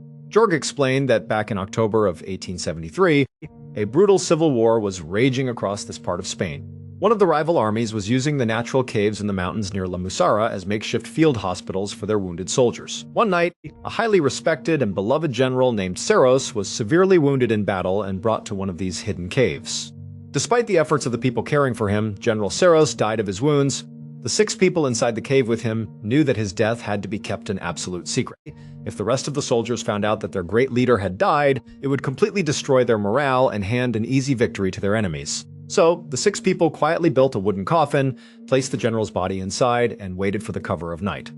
Early the next morning, while it was still pitch black outside, they carried the heavy coffin up the steep mountain trails into the sleeping village of La Musara. They sneaked into the cemetery behind the church and buried the general in a secret, unmarked grave. Weeks later, 5 heavily armed soldiers from the rival army marched up the mountain into La Musara. They had received reports that General Serros was hiding out in the area. They had no idea that he had actually died in the cave weeks prior. The soldiers began kicking down doors, storming into the homes of the villagers and tearing them apart. They dragged the terrified residents out into the dirt road, threatening to execute them one by one unless someone told them where the general was hiding. After about an hour of this terror, an elderly man from the village could no longer stand to see his neighbors threatened. He stepped forward and told the soldiers that General Serros was already dead and buried in the cemetery behind the church. The soldiers did not believe him and demanded proof. The elderly man explained that he did not know the exact location of the grave, only that the general had been buried somewhere in the graveyard. The soldiers ordered everyone in the town to go to the cemetery immediately. The soldiers marched the townspeople to the cemetery and forced them to grab shovels and begin digging up the graves. As the villagers reluctantly dug into the earth, the frogs in the nearby pond began to croak. The sound grew louder and louder, echoing off the stone walls of the church. The noise became so deafening and distracting that the leader of the soldiers walked over to the edge of the pond, pulled out his gun, and fired several shots into the water. But the shooting did not stop the frogs. In fact, they only seemed to croak even louder, frustrated. The leader walked back to the cemetery, where the townspeople had stopped digging. They had unearthed almost every single grave in the cemetery, but they had found no sign of the general's coffin. The leader scanned the dug-up graveyard and noticed one single grave that had been left completely untouched. He pointed at it and ordered them to dig it up. But the townspeople refused, backing away in fear. One of the villagers explained that the grave belonged to an old woman who had died recently, a woman the entire village suspected of being a powerful witch. They warned that disturbing her grave would bring a terrible curse upon them. The soldiers did not care about local superstitions. They raised their rifles, aimed them at the villagers, and demanded they dig up the grave immediately. Terrified of being shot, the townspeople complied. They dug down, reached the wooden coffin, and pulled it up to the surface. The soldiers pried open the lid, and the entire cemetery fell into a dead silence. The woman inside had been buried for weeks, yet her body showed absolutely no signs of decay. Her skin was pale, but her cheeks still held a strange pink color. Her mouth was slightly open, as if she had died in the middle of speaking a sentence. But the most horrifying detail was her eyes. They were wide open, staring directly up at the sky.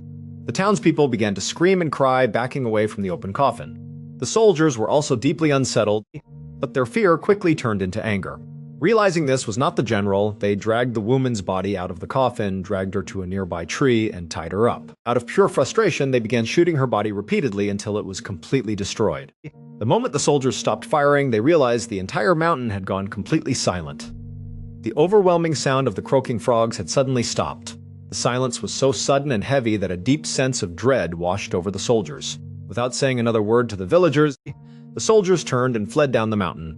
Once the soldiers were gone, the shaken villagers began the grim task of reburying their dead. One of the men climbed down into the open grave where the suspected witch had been buried. When his boots hit the dirt at the bottom of the grave, the ground beneath him suddenly gave way. His foot crashed through a hollow space, he cleared away the loose dirt and discovered another wooden coffin buried directly beneath the first one. It turned out that the 6 people who had secretly buried General Saros had chosen an open grave that was waiting for the witch's funeral the next day. They had lowered the general's coffin to the bottom, covered it with a thin layer of dirt, and left. The next morning, the townspeople lowered the witch's coffin directly on top of the hidden general, completely unaware of what lay beneath. They had placed a heavy stone cross over the grave, but because they believed she was a witch, they refused to carve her name onto it.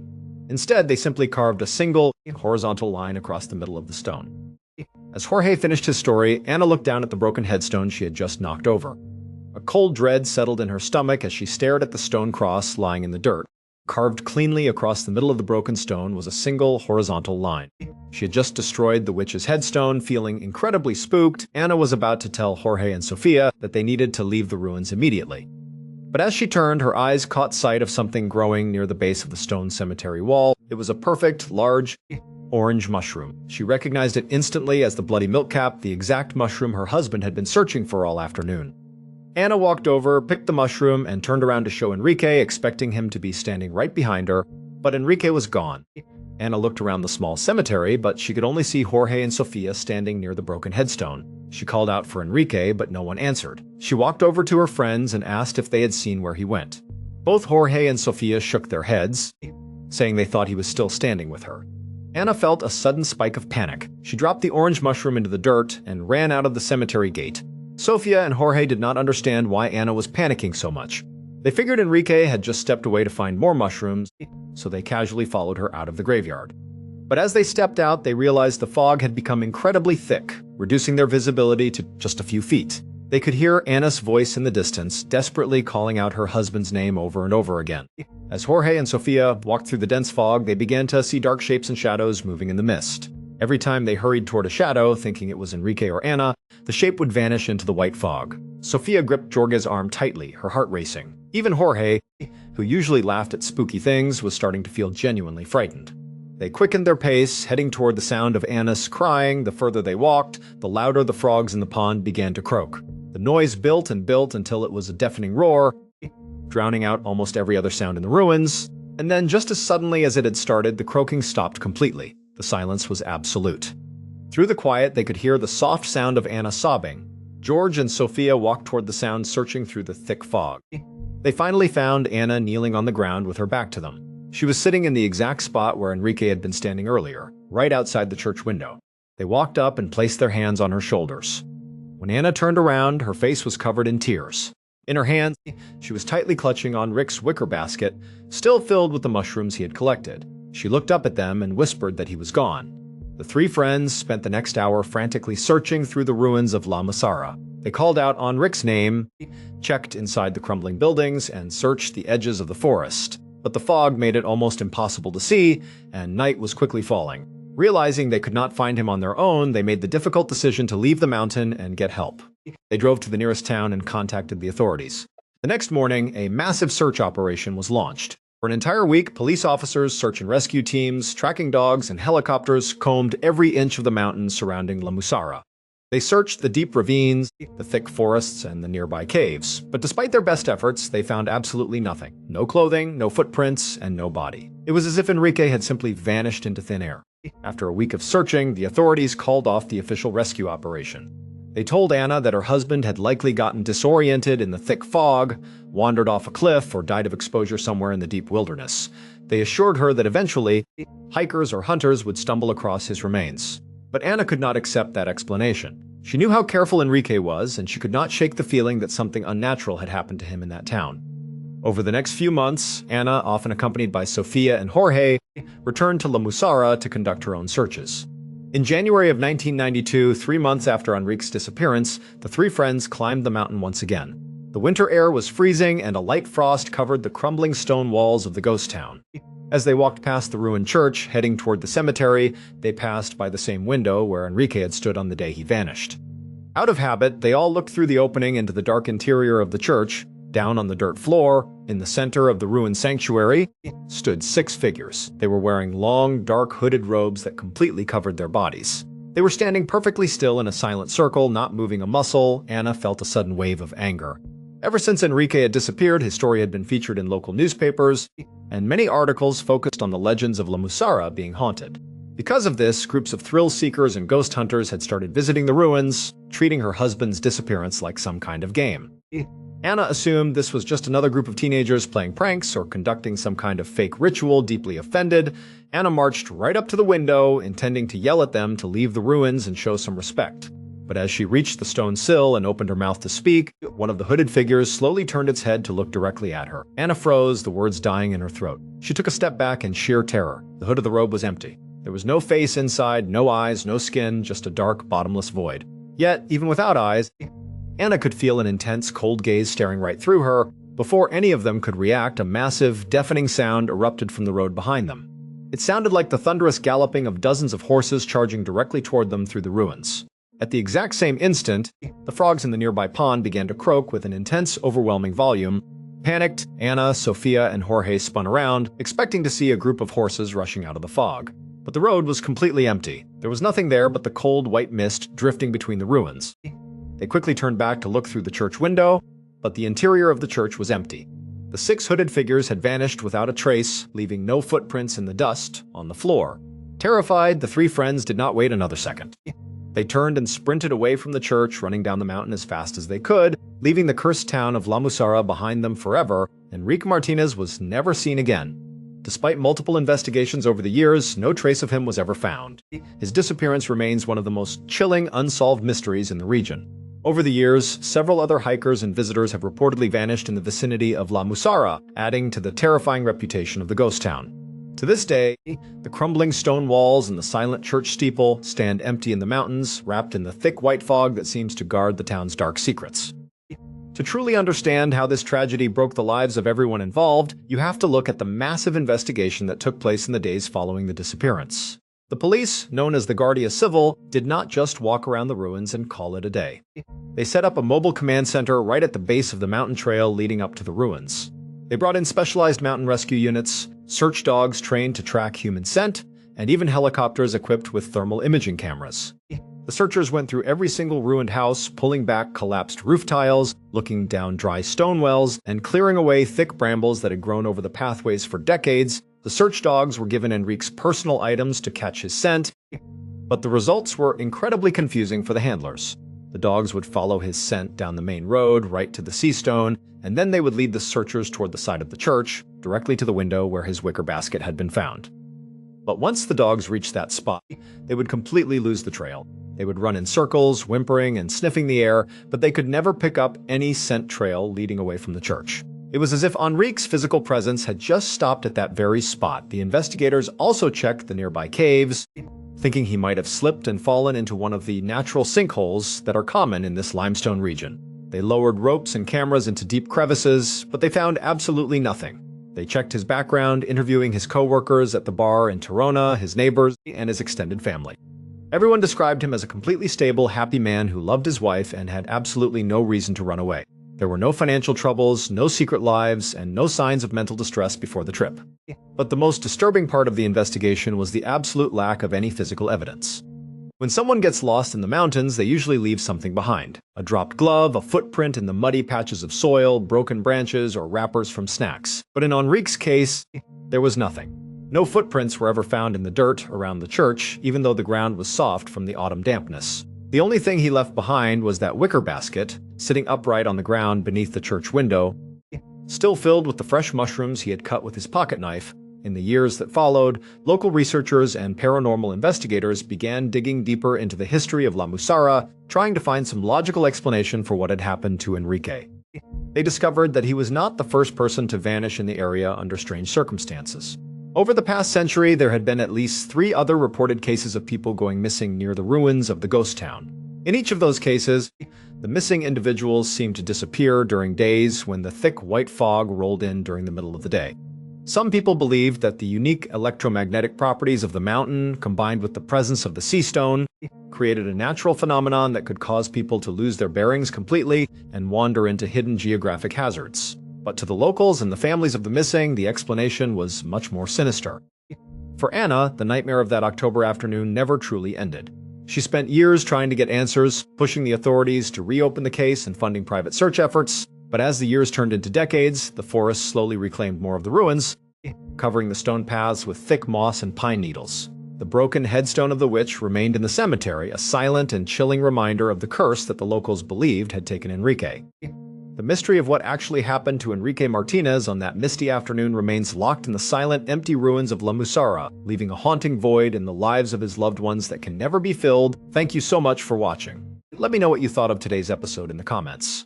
And remember, we have a whole playlist of true crime episodes ready for you to binge right now. Until next time. See ya. Casor in 1991. Enrique Martinez went mushroom hunting with his wife and friends near the abandoned Spanish village of La Musara. The fog arrived in broad daylight, frogs screamed from a moss-covered pond, and an ancient stone said to be a portal seemed to pull him toward a ruined church. His wife Anna later found only his wicker basket beneath the window. Enrique had vanished without footprints, a body, or a single trace. Police suspected he got lost in the mist, but months later Anna saw 6 hooded figures inside the church, with empty faces. Enrique was never found. Watch the full chilling mystery on our channel. They won't imagine sitting down to watch the local evening news, expecting to see a standard, routine segment about traffic safety, and suddenly realizing you were staring at the face of a cold-blooded killer. Or imagine looking at a photo of a group of young, laughing girls playing in what looks like a beautiful summer snowfall, only to learn that the white powder on their faces is actually a silent, deadly poison that would claim almost all of their lives. Today, we are going to walk through 3 stories that are tied to deeply haunting pictures and videos. These are not just ordinary pieces of media. They are direct, chilling records of the exact moments that lives were changed forever or ended entirely without the people involved even realizing what was happening to them until it was far too late. To start our first story, we have to go back to the winter of 1986 in San Diego, California. Cara Knott was a 20-year-old college student who had her entire life ahead of her. She was a student at San Diego State University, studying to become a teacher. Everyone who knew Cara described her as exceptionally bright, warm, and deeply caring. She loved her family and was dedicated to her studies. On the night of December 27, 1986, Cara drove to Escondido to visit her boyfriend. They had a wonderful, quiet evening together, talking and laughing, just like they did on any other weekend. But as the clock started to tick past midnight, Cara knew she had to get back to her parents' house in El Cajon. She hugged her boyfriend goodbye, walked out to her white Volkswagen Beetle, and started her drive home down Interstate 15. It was a route she had taken many times before, a straight shot down the highway. But Kara never made it back to her bedroom that night. By the next morning, her family was in an absolute panic. Kara was incredibly responsible and would never stay out without calling. Her father and brother immediately knew something was wrong, so they got into their cars and began driving her usual routes, scanning the sides of the road. And then they spotted her white Volkswagen Beetle. It was parked in a very strange spot, a dark, isolated, dead-end cul-de-sac just off the Mercy Road exit of Interstate 15. The car was empty. A massive search was launched, and only a few hours later, a searcher made a horrifying discovery. Down in a cold, rocky ravine right near the Mercy Road exit, they found Kara's body. She had been brutally clubbed over the head and strangled to death with a rope. Then her body was thrown off a bridge into the creek bed below. The community was devastated. People were terrified to drive on the highway at night, wondering who this monster was and when he might strike again. But the problem was, the police had almost no leads. There were no witnesses, no obvious suspects, and no clear motive. Because of the panic gripping the city, the California Highway Patrol decided to collaborate with a local NBC News crew to film a public safety segment. The goal was to educate drivers, especially young women, on how to stay safe if they ever found themselves stranded on the highway at night. For this segment, they chose a highly respected veteran highway patrol officer named Craig Payer. Officer Payer was known as an exemplary cop, a family man, and someone who was deeply trusted by the public. On the afternoon of December 29th, just 2 days after Kara was murdered, Officer Payer got into his patrol cruiser with an NBC reporter in the back seat and a cameraman in the passenger seat. As they drove down Interstate 15, filming the segment, they passed the Mercy Road exit. Officer Payer turned to the camera, pointed out the window, and calmly said that is where they found the body. It was a chilling moment, but he kept his composure and continued to drive, delivering his safety tips directly to the camera. He spoke about the danger of having car trouble on the highway. He explained that leaving your vehicle is incredibly hazardous because once you step outside, you are completely vulnerable. He warned that if you are a female, you could be raped, robbed, or all the way to where you could be killed. He also warned the audience never to get into a stranger's car, referencing the theory that Kara might have accepted a ride from her killer. While they were filming this advice, Officer Payer noticed a car pulled over on the shoulder with its hazard lights flashing. He saw this as the perfect, real-time teaching moment. He pulled his patrol car in behind the stranded vehicle, stepped out, and gestured for the camera crew to follow him.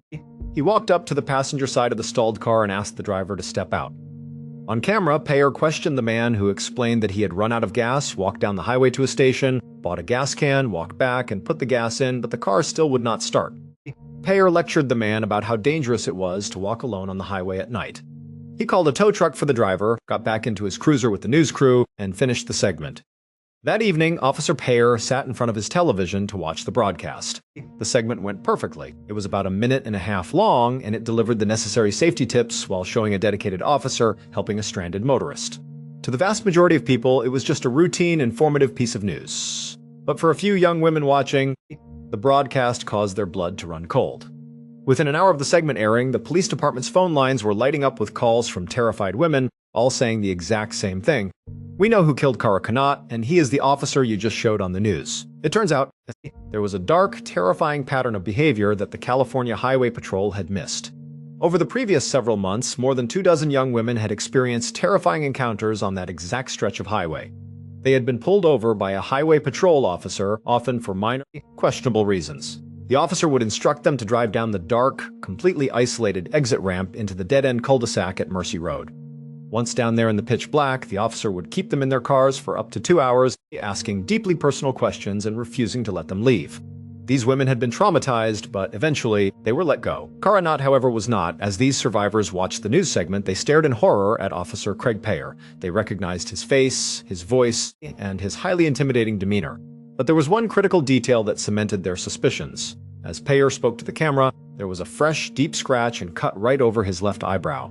When the police began to put the pieces together, the horrifying reality set in.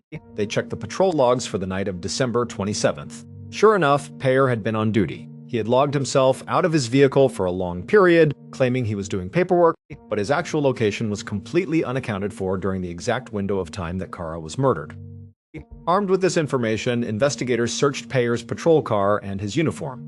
The forensic evidence was overwhelming. They found gold fibers on his uniform matching Kara's clothes, and a rope in his possession that matched the unique marks on her neck. The reconstruction of that night was devastating. Kara was driving when Payer used his lights to pull her over.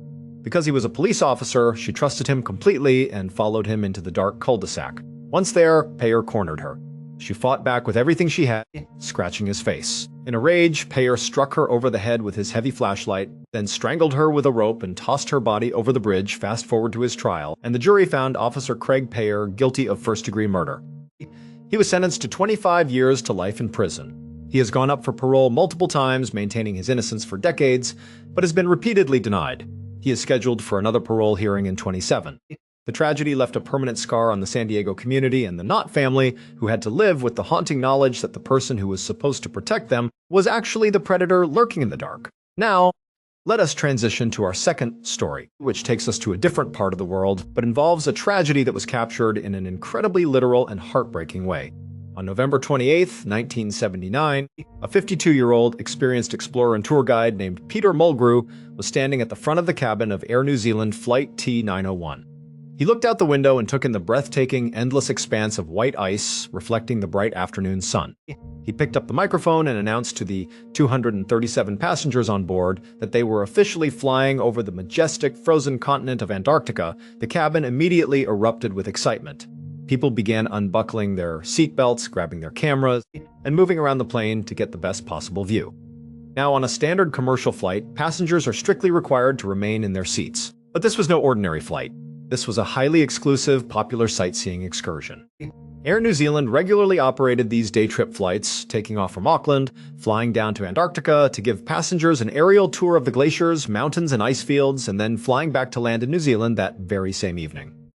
Peter Mulgrew had guided these flights many times. He knew exactly what the passengers wanted to see, and he knew how to guide their attention to the best landmarks down below. After a few minutes of flying over the ice, Peter spoke into the microphone and told everyone to look out the left side of the aircraft to get a stunning view of the rugged Antarctic coast. The passengers eagerly shifted to the left, pressing their faces and camera lenses against the glass, snapping photo after photo of the pristine landscape. A few moments later, Peter called out again, directing their attention to the right side of the plane. He told them that if they looked out the right window, they would see Mount Erebus, a massive, awe-inspiring volcano. Peter was used to hearing passengers gasp when they saw this peak, because it was an incredibly imposing and beautiful sight. And sure enough, as people crowded the right side windows, Peter heard those familiar gasps of awe. But then, in an instant, the plane jolted violently. One of the passengers standing at a right side window, with his camera pressed against the glass, captured a photograph at that exact microsecond. The photo shows the beautiful white landscape outside, but smeared across the window are thick, dark, black marks. It turns out those marks were engine oil and soot. Mount Erebus was not just a mountain, it was an active volcano. The flight path was supposed to take the aircraft safely around the volcano, keeping them at a comfortable, scenic distance. But a catastrophic series of errors had occurred before the plane even left New Zealand.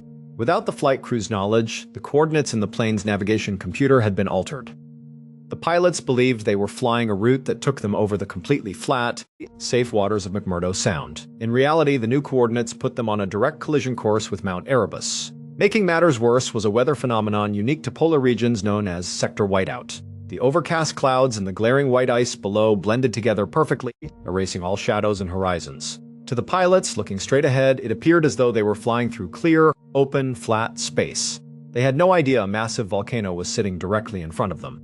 By the time the ground proximity warning system began to scream in the cockpit, there was no time to react. The plane slammed directly into the side of the volcano, killing all 237 passengers and the crew instantly. The chilling photo taken by that passenger captured the precise, terrifying moment of impact. The disaster remains the worst peacetime tragedy in New Zealand's history, and as a result, Air New Zealand permanently ended their Antarctic sightseeing flights, leaving a legacy of a dream vacation turned into an instant nightmare. For our third story, we go back to the summer of 1945 in a quiet, mountainous area of New Mexico. Barbara Kent was a 13-year-old girl who loved to dance, laugh, and spend time with her friends.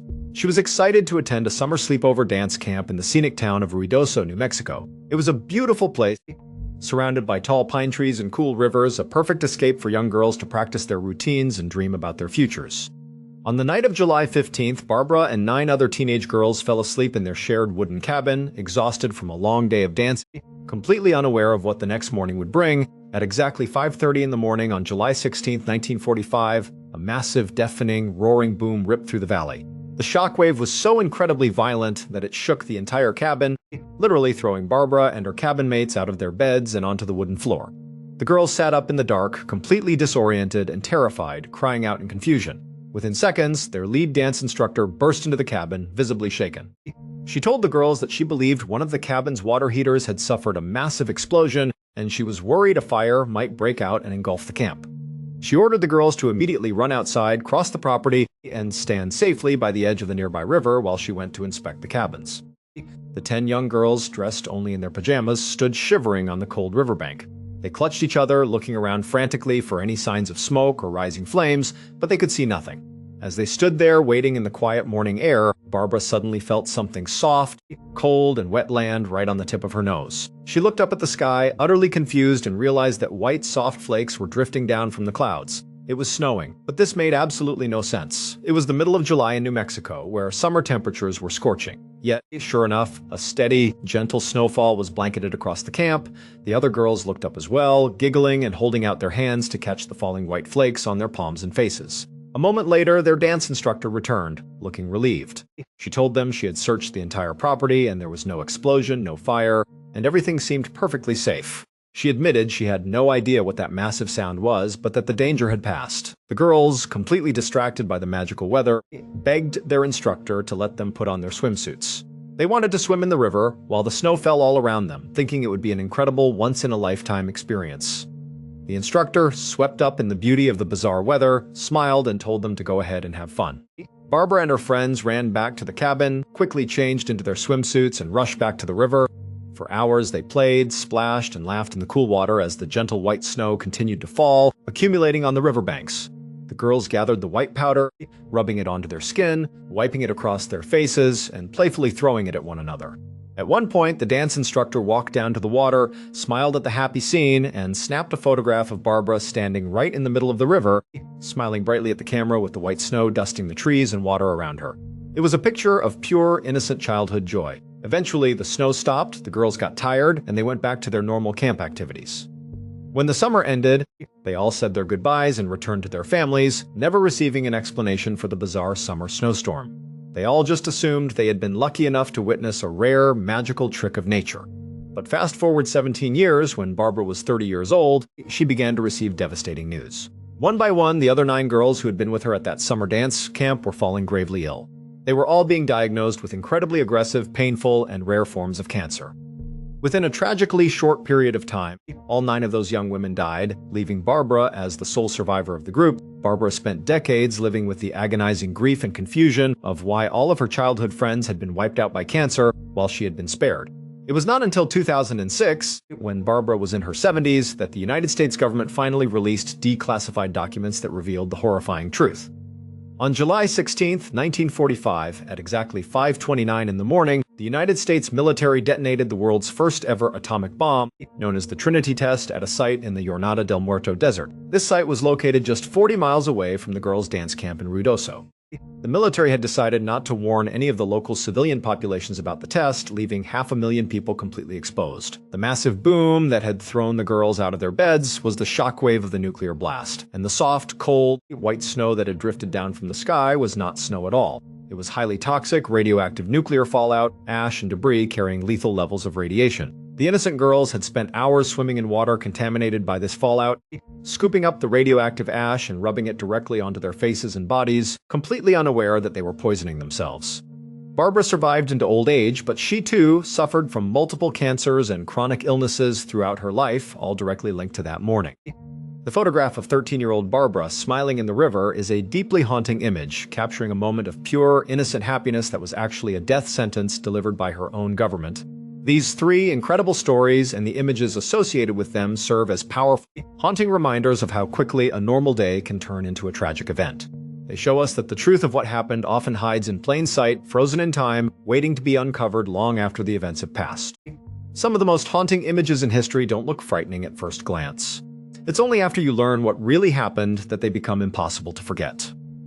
If you enjoyed this episode, I've got another unbelievable true story waiting for you right now. Click the next video, and I'll meet you there. Short, a young woman was found murdered near a California highway, and her killer accidentally appeared on TV in 1986. 20-year-old Cara Knott disappeared while driving home. The next day, her body was found near the Mercy Road exit. Police had no suspects. Then a highway patrol officer appeared in a TV safety segment about the case. Most viewers saw nothing unusual, but several women instantly recognized him. They had all been pulled over by the same officer on that same isolated road. Then they noticed a fresh scratch above his eyebrow. The officer was Craig Pyre. The man warning the public about a killer was the killer himself. Want the full story? It's waiting on the channel. Tab 1 in 2019, a 32-year-old United States Army soldier was stationed in Hawaii for training. This was his first time in Hawaii, and so on his first day off, he planned to do some sightseeing. After doing some research, he settled on the Hawaii Volcanoes National Park as the first place he would go check out. This is one of the top attractions in Hawaii, drawing over 2 million yearly visitors. A major draw is that it is home to one of the world's most active volcanoes, Kilauea, which has been erupting consistently since 1983. On the evening of Wednesday, May 1st, John finally had some time off, so he drove his rental car out to the park. When he got there, he was pleased to see it was not crowded, likely because it was midweek. He paid his entrance fee and started walking up a trail toward an overlook of the caldera. The caldera is the actual crater, the inside where the lava comes out. At the time, the volcano was not actively erupting, so there was no lava pool inside. However, the surface of the caldera, 300 feet below, was still over 2,000 degrees Fahrenheit, causing massive steam clouds to billow up constantly. When John reached the overlook, he was disappointed because he could not see anything through the thick steam. He was standing against a safety railing that kept people back, but he figured if he could just get right to the edge of the crater, he might look down to the base. Seeing no other tourists around, he decided to do this. He stepped over the safety railing and walked right to the edge. Once there, he had an unencumbered view of the space directly below. He could actually see down into the caldera now, so he pulled out his phone and started taking pictures. Suddenly, the ground underneath him shifted so quickly that it threw him onto his back.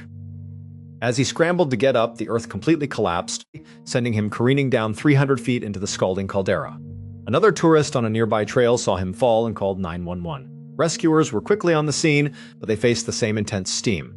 They had searchers along the rim and helicopters in the air, but the fog blocked their view. Everyone knew that realistically, nobody could survive a 300-foot fall, let alone onto a caldera floor that was over 2,000 degrees. They assumed he would die within minutes, but the rescuers kept searching. 2 hours later, in the pitch black, someone spotted John on a tiny ledge jutting out 70 feet down the cliff. When the ground dissolved, he had landed perfectly on this single rock outcropping. Had he fallen an inch in any other direction, he would have tumbled to his death. He was badly injured and could not climb up, but rescuers rappelled down, put him in a harness, and pulled him to safety. Miraculously, John made a full recovery. On July 12, 2015, 30-year-old Christopher Lasson was out on his boat with his wife, his kids, and his best friend Robert just off the coast of Port St. Lucie in Florida.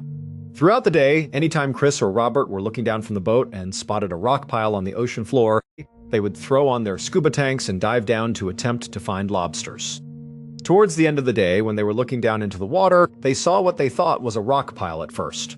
But as they kept looking at it, they noticed it had lots of straight lines, indicating it could be some sort of underwater building. Chris and Robert noticed there was a yellow buoy floating on the surface right above where this building was underwater, and they thought they should probably go over and read it, but they decided it was inconsequential and they could just go down and check it out for themselves. Now, if they had stopped and gone over to read the buoy first, they would have seen there was a warning on it that was telling people to stay back at least 100 feet from this underwater structure. But Robert and Chris did not read that warning, so they put on their scuba tanks and they dove down into the water. After only going down about 10 feet, they noticed there was not just one structure underwater. There were actually 3 huge structures. And so, Chris and Robert looked at each other and they were totally amazed at what they were looking at. They had been scuba diving together since they were young kids, and they had spent a lot of time in these waters, but they had never seen these before. And so, they were very excited to go down and have a look. When they got down there and they were only a couple of feet away from one of these structures, Chris saw that the top of the building was just a square concrete slab, and then on all 4 sides there were big concrete slabs. But at the top of each of the 4 walls of this building were what appeared to be openings. There were almost like windows at the top of the structure, and across the window was mesh all the way around, like a grate protecting things from going into the window and into the structure. And so, Chris and Robert went right up to the mesh and tried to look inside of this structure just to see what was in there. But when they looked, it was just too dark inside, and there was no way to tell what was in there. And so, Chris was really disheartened because he really wanted to know what was inside of this building. And so he just grabbed the mesh itself and just kind of tried to tug it in one direction just to see if it would even move to maybe create some space so he could look inside. It very easily slid all the way to the side, revealing an opening big enough for he and Robert to go through. And so the 2 of them looked at each other and they just nodded. because they knew they wanted to go inside and see what was in there. And so Chris went in, followed by Robert, and they found themselves inside of just this big empty space. It was a 70-foot by 70-foot space where there really was nothing inside of it, except down at the very bottom on one wall was a 16-foot wide opening that was the entrance to a huge tunnel. From where Chris and Robert were at the top of the inside of the structure, they could not see into the tunnel. And so they decided, by looking at each other and nodding once more, that they would just go down and try to look to see if they could see through to the other side of this tunnel. And so Chris went down first, followed by Robert. As they started making their way down, they both started to feel a current that was pulling them straight down. As soon as they felt that, they both intuitively knew that they did not want to be a part of that, and they started swimming as fast as they could back up towards their exit. Robert, who was a little bit higher than Christopher, was able to escape the pull of this current and got up to the top of the inside of the structure towards the exit. Chris, on the other hand, was not able to escape this current's grasp and was actually pulled backwards into the tunnel where he disappeared. Robert had actually turned around and saw his friend get pulled into that tunnel, but he knew there was nothing he could do, and so he just turned around, swam out of the structure, and up to the boat as fast as he could to call 911. Once Chris had been pulled into this dark tunnel, he began tumbling backwards. He had no control over his body position because the current was just way too strong. And so Chris instinctively grabbed his mouthpiece and anchored it inside of his mouth, and then he grabbed his mask and did his best to keep that on his face because as he was tumbling, the current kept trying to pull those things off of him. As Chris tumbled through this pitch-black tunnel, he began to realize that more than likely he was going to encounter some very powerful pump that was sucking this water through this pipe in the first place, or some huge turbine that had something to do with pulling the water through this pipe. In both of those situations, once Chris reached the end of this tunnel, he was going to get cut up and get killed. And so Chris thought about pulling his mouthpiece out to just end it right then and there to avoid this horribly violent death. But he thought about his family, he thought about his kids, and he just could not bring himself to do it. And so he just continued to hold on to his mouthpiece and his mask, and just continued to tumble with no control in total darkness, having no clue where he was going. After over 5 minutes of this nightmare situation for Chris, he suddenly saw a very small flicker of light at the very far end of the tunnel in the direction he was being pulled towards. All he could think of was, okay, well, whatever that light was, that was the area where I am going to get killed. He thought there would be some pump or some turbine right out there, and so he was bracing himself for this terrible, violent end to his life. But as he got closer and closer, and that light continued to grow, Chris got a better picture. Every time he would tumble around, he would get a look, and it did not look like there were spinning blades of death or some pump in there. It actually looked like very peaceful, calm water with sunlight pushing through it. And sure enough, after he got shot out into this lit-up area, the current kind of died down and stopped. Chris immediately began swimming right up towards the surface, where there was actually land right in front of him. He was inside of what looked like this huge building, and he saw there were people walking around with hard hats. And so Chris just pulled himself out of the water and began yelling for help. It would turn out Chris had been pulled into a nuclear power plant's cooling system. This particular nuclear power plant used a multi-level system where, instead of just pulling the water directly into the plant where it would be cooled and there would be a pump of death or spinning turbines, instead, there was a reservoir first where the water was dumped. And then, after a while, that reservoir water would then get churned up into the cooling system.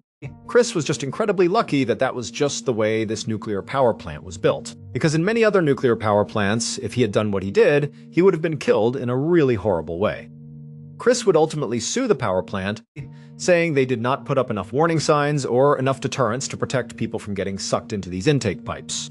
The power plant countered by saying they put up enough deterrents and that he had just gone past them on purpose. As of now, it is unclear what came of that court case, but Christopher survived to tell the tale and warning other divers to always read and respect the warning signs on surface buoys. In 1990, 46-year-old Alex Kirstich was a marine biology high school teacher by day and a documentary filmmaker by night. In July of that year, he and 3 of his friends were in Mexico working on a documentary about sea life in the Gulf of California. They had already shot a bunch of footage during the daytime, and now they needed to go out and get some nighttime footage as well. On the evening of the 25th, Alex and his 3 friends boarded a 70-foot research vessel with all of their diving and camera equipment. They waited until just before sunset to leave the harbor, and then it was a 30-minute transit to this area just north of La Paz that they had been told was very active at night. Once the ship was stopped, they threw their anchor down and then turned on these bright spotlights and aimed them into the water. And then, one of the ship's crew members put a big piece of tuna onto his fishing rod and then cast it out into the water to try to lure some animals to the area. A few moments later, a black mass suddenly came up to the surface, ripped the tuna from the line, and then vanished as quickly as it appeared. Alex and his three friends did not get a good look at it. They saw it happen, but they had no idea what it was. So they told the ship crew member to put another piece of tuna on the line, throw it out there, and see if they could get a better look at this thing. And so, more tuna was put on the rod, it was cast out, and then seconds later, a black mass rushed up to the surface, grabbed the tuna, and then went back down again. But this time, with Alex and the others looking really intently at it, they picked up what looked like a red and white flash, like a strobe light on the skin of this creature as it descended down below. They looked at each other and they thought, could it be? And so, another piece of tuna was put on the fishing rod, they cast it out into the water, and this time, before anything could come up and take it deep down below, they saw a flash of red and white all over the place, like a bunch of strobe lights going off. And then, dozens of these creatures rocketed to the surface, fought over this tuna, and then descended back down into the deep water. And so now the men looked at each other and they were grinning, because they knew the red and white flashing they were seeing was a trademark of a very rare creature. It was their skin-changing colors, which is how they communicate with each other. This creature was so rare that at this time, no one had actually filmed it alive. There was only footage of it dead after it washed up on shore. And so suddenly Alex and his team were thinking, man, our documentary is about to become legendary if we can just get in there and get the footage. And so the men eagerly put on their dive equipment, got their cameras, and prepared to enter the water. Had they consulted with anyone who studied this rare creature, they would have been told that getting in the water with them was a horrible idea and could easily get them killed. These rare creatures are called Humboldt squids, and they are 8-foot-long apex predators that live in the deepest parts of the ocean. Because they almost never come up to the shallow waters, we know very little about them. What we do know is that, like all other squids, they have 8 arms along with 2 long tentacles that have all these suckers on them. And inside of the suckers are these teeth, these little daggers that they use to latch on to their prey. They pull their prey in towards their center, and at their center is this opening, which is their mouth, and it is called a beak. It literally looks like a bird's beak. It is this hard thing that sits there and opens and shuts, and they use it to bite into their prey. And then, inside of their beak is their tongue, and on their tongue are hundreds of sharp little daggers like more teeth that they also use to shred their prey. Typically, these jumbo squid will sneak underneath their prey and then suddenly shoot up, grab them with their 2 tentacles, and then drag them down to the deeper water where they feel safe. And then they begin the horrifyingly slow process of eating their prey alive because they have a gag reflex that prevents them from eating quickly. Humboldt squids are very intelligent, they are very social, and they are very aggressive towards humans, especially when they are in a large group or when they are eating. But of course, Alex and his 3 friends were not thinking about this. They were just eager to get into those jumbo squid-infested waters and get this footage. And so, they gave each other the final okays, they were ready, their equipment was good to go, and they slipped off the side of the boat into the water. Once they were in the water, they sank down to 30 feet, at which point they spread out around the squid that were still darting up to the edge of the boat to try to get more tuna. After a few minutes of Alex and his buddies taking this great footage of these squids, a 14-foot shark suddenly came into the mix and tried to eat the tuna off the side of the boat. But ironically, on its way out after not getting any tuna, the shark got its tail fin stuck on the actual hook and then became bait for the Humboldt squids. Seconds later, the squids began ripping the shark apart, and so Alex and his 3 friends decided to move closer to the drama to get some great footage. As Alex was right up next to this drama unfolding, he felt himself suddenly sinking in the water. He was kind of fixated on getting this shot, so he was not really worried about why he was sinking. He was thinking maybe his buoyancy compensator was off, or maybe his weights were too heavy. But when he looked down, he realized in horror that a Humboldt squid had wrapped one of its tentacles around his right swim fin. And so he instinctively began kicking the squid's tentacle with his left leg, and he got it to release him.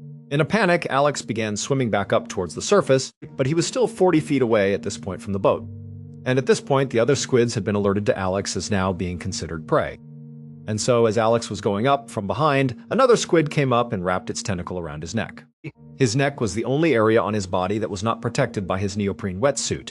And so the daggers inside of these suckers on this tentacle dug into his neck all around his throat. His neck was being cut into and he was being strangled and pulled down by the squid. And so Alex began punching and squeezing and pulling on this tentacle, fighting for his life, and he managed to get this second squid to release him. But by now he had been pulled down to 50 feet. He had a ways to go to get back to the boat, and the other squids were all coming over. They were converging on him because they were all communicating that here was their prey, here was their other meal. And so, Alex tried to swim as fast as he could back to the boat, but he only made it a few feet before another Humboldt squid darted up and came right up to his face. It wrapped both tentacles around his entire head, blinding him, and he immediately felt the beak pressed up against his face. It was opening and closing, trying to bite him, but it was biting down on his dive mask, which was basically saving him from having his skull crushed by the squid. The squid became frustrated because it was not digging into Alex's flesh, and so it readjusted its grip on him by sliding down to his midsection, where immediately it began pulling him down violently in these pulsing bursts. And so, all Alex started doing was punching and hitting and doing everything he can to get this thing off of him. And then for some reason it did release him, maybe because it was just so frustrated that it could not puncture into him. And so, Alex was now down to about 60 feet, and he started swimming as fast as he could with all these squids all around him, but for some reason, none of them attacked him again. And so, Alex swam up to the boat, and before he actually got on board, he looked down back into the water. There were just dozens of these squids that were flashing red and white at each other, just kind of hovering in the water, not making any move towards him. It was like they were just watching him. Alex sprinted up that ladder, got into the boat, and shortly after, his 3 friends came out of the water as well. They were unharmed. Alex had deep cuts all around his neck from where the tentacles had driven their teeth into his throat, but besides that, he was physically okay. Mentally, he was a train wreck and was very traumatized from this event, as you could imagine. Today, his encounter with the jumbo squids is a thing of legend in the diving community. It forever changed the way underwater filmmakers and marine biologists interact with Humboldt squids, proving that these deep-sea predators are not to be underestimated. These 3 extraordinary tales of near-death survival remind us of how fragile life really is when we venture into the unknown. Whether we are walking along the edge of an active volcano in Hawaii, exploring deep-water man-made structures off the coast of Florida, or diving with rare apex predators in Mexico, a single split-second decision can be the difference between making a miraculous recovery or meeting a tragic end. The sheer unpredictability of our world means that danger often hides behind ordinary curiosity. John, Christopher, and Alex each faced moments where hope seemed entirely lost, but their instincts and a massive amount of luck allowed them to live to tell their stories, leaving us with lessons on caution and survival that we will never forget. Thank you so much for watching. Let me know what you thought of today's episode in the comments. And remember, we have a whole playlist of true crime episodes ready for you to binge right now. Until next time. See ya. Tasha 3 men entered places humans were never meant to survive. John stepped past a volcano railing in Hawaii, then the earth vanished beneath him. Christopher ignored a buoy and was sucked into a dark underwater tunnel near a nuclear plant. Alex dove toward flashing red and white creatures in Mexico, only to realize the hunters were Humboldt squids. The suspects seemed obvious: the volcano, the current, the monsters below. But the twist? Each man should have died within seconds, yet impossible luck saved them. One landed on a tiny ledge, one shot out alive inside a power plant, one escaped the squid swarm with his throat bleeding. Want the full terrifying stories? Visit the channel now.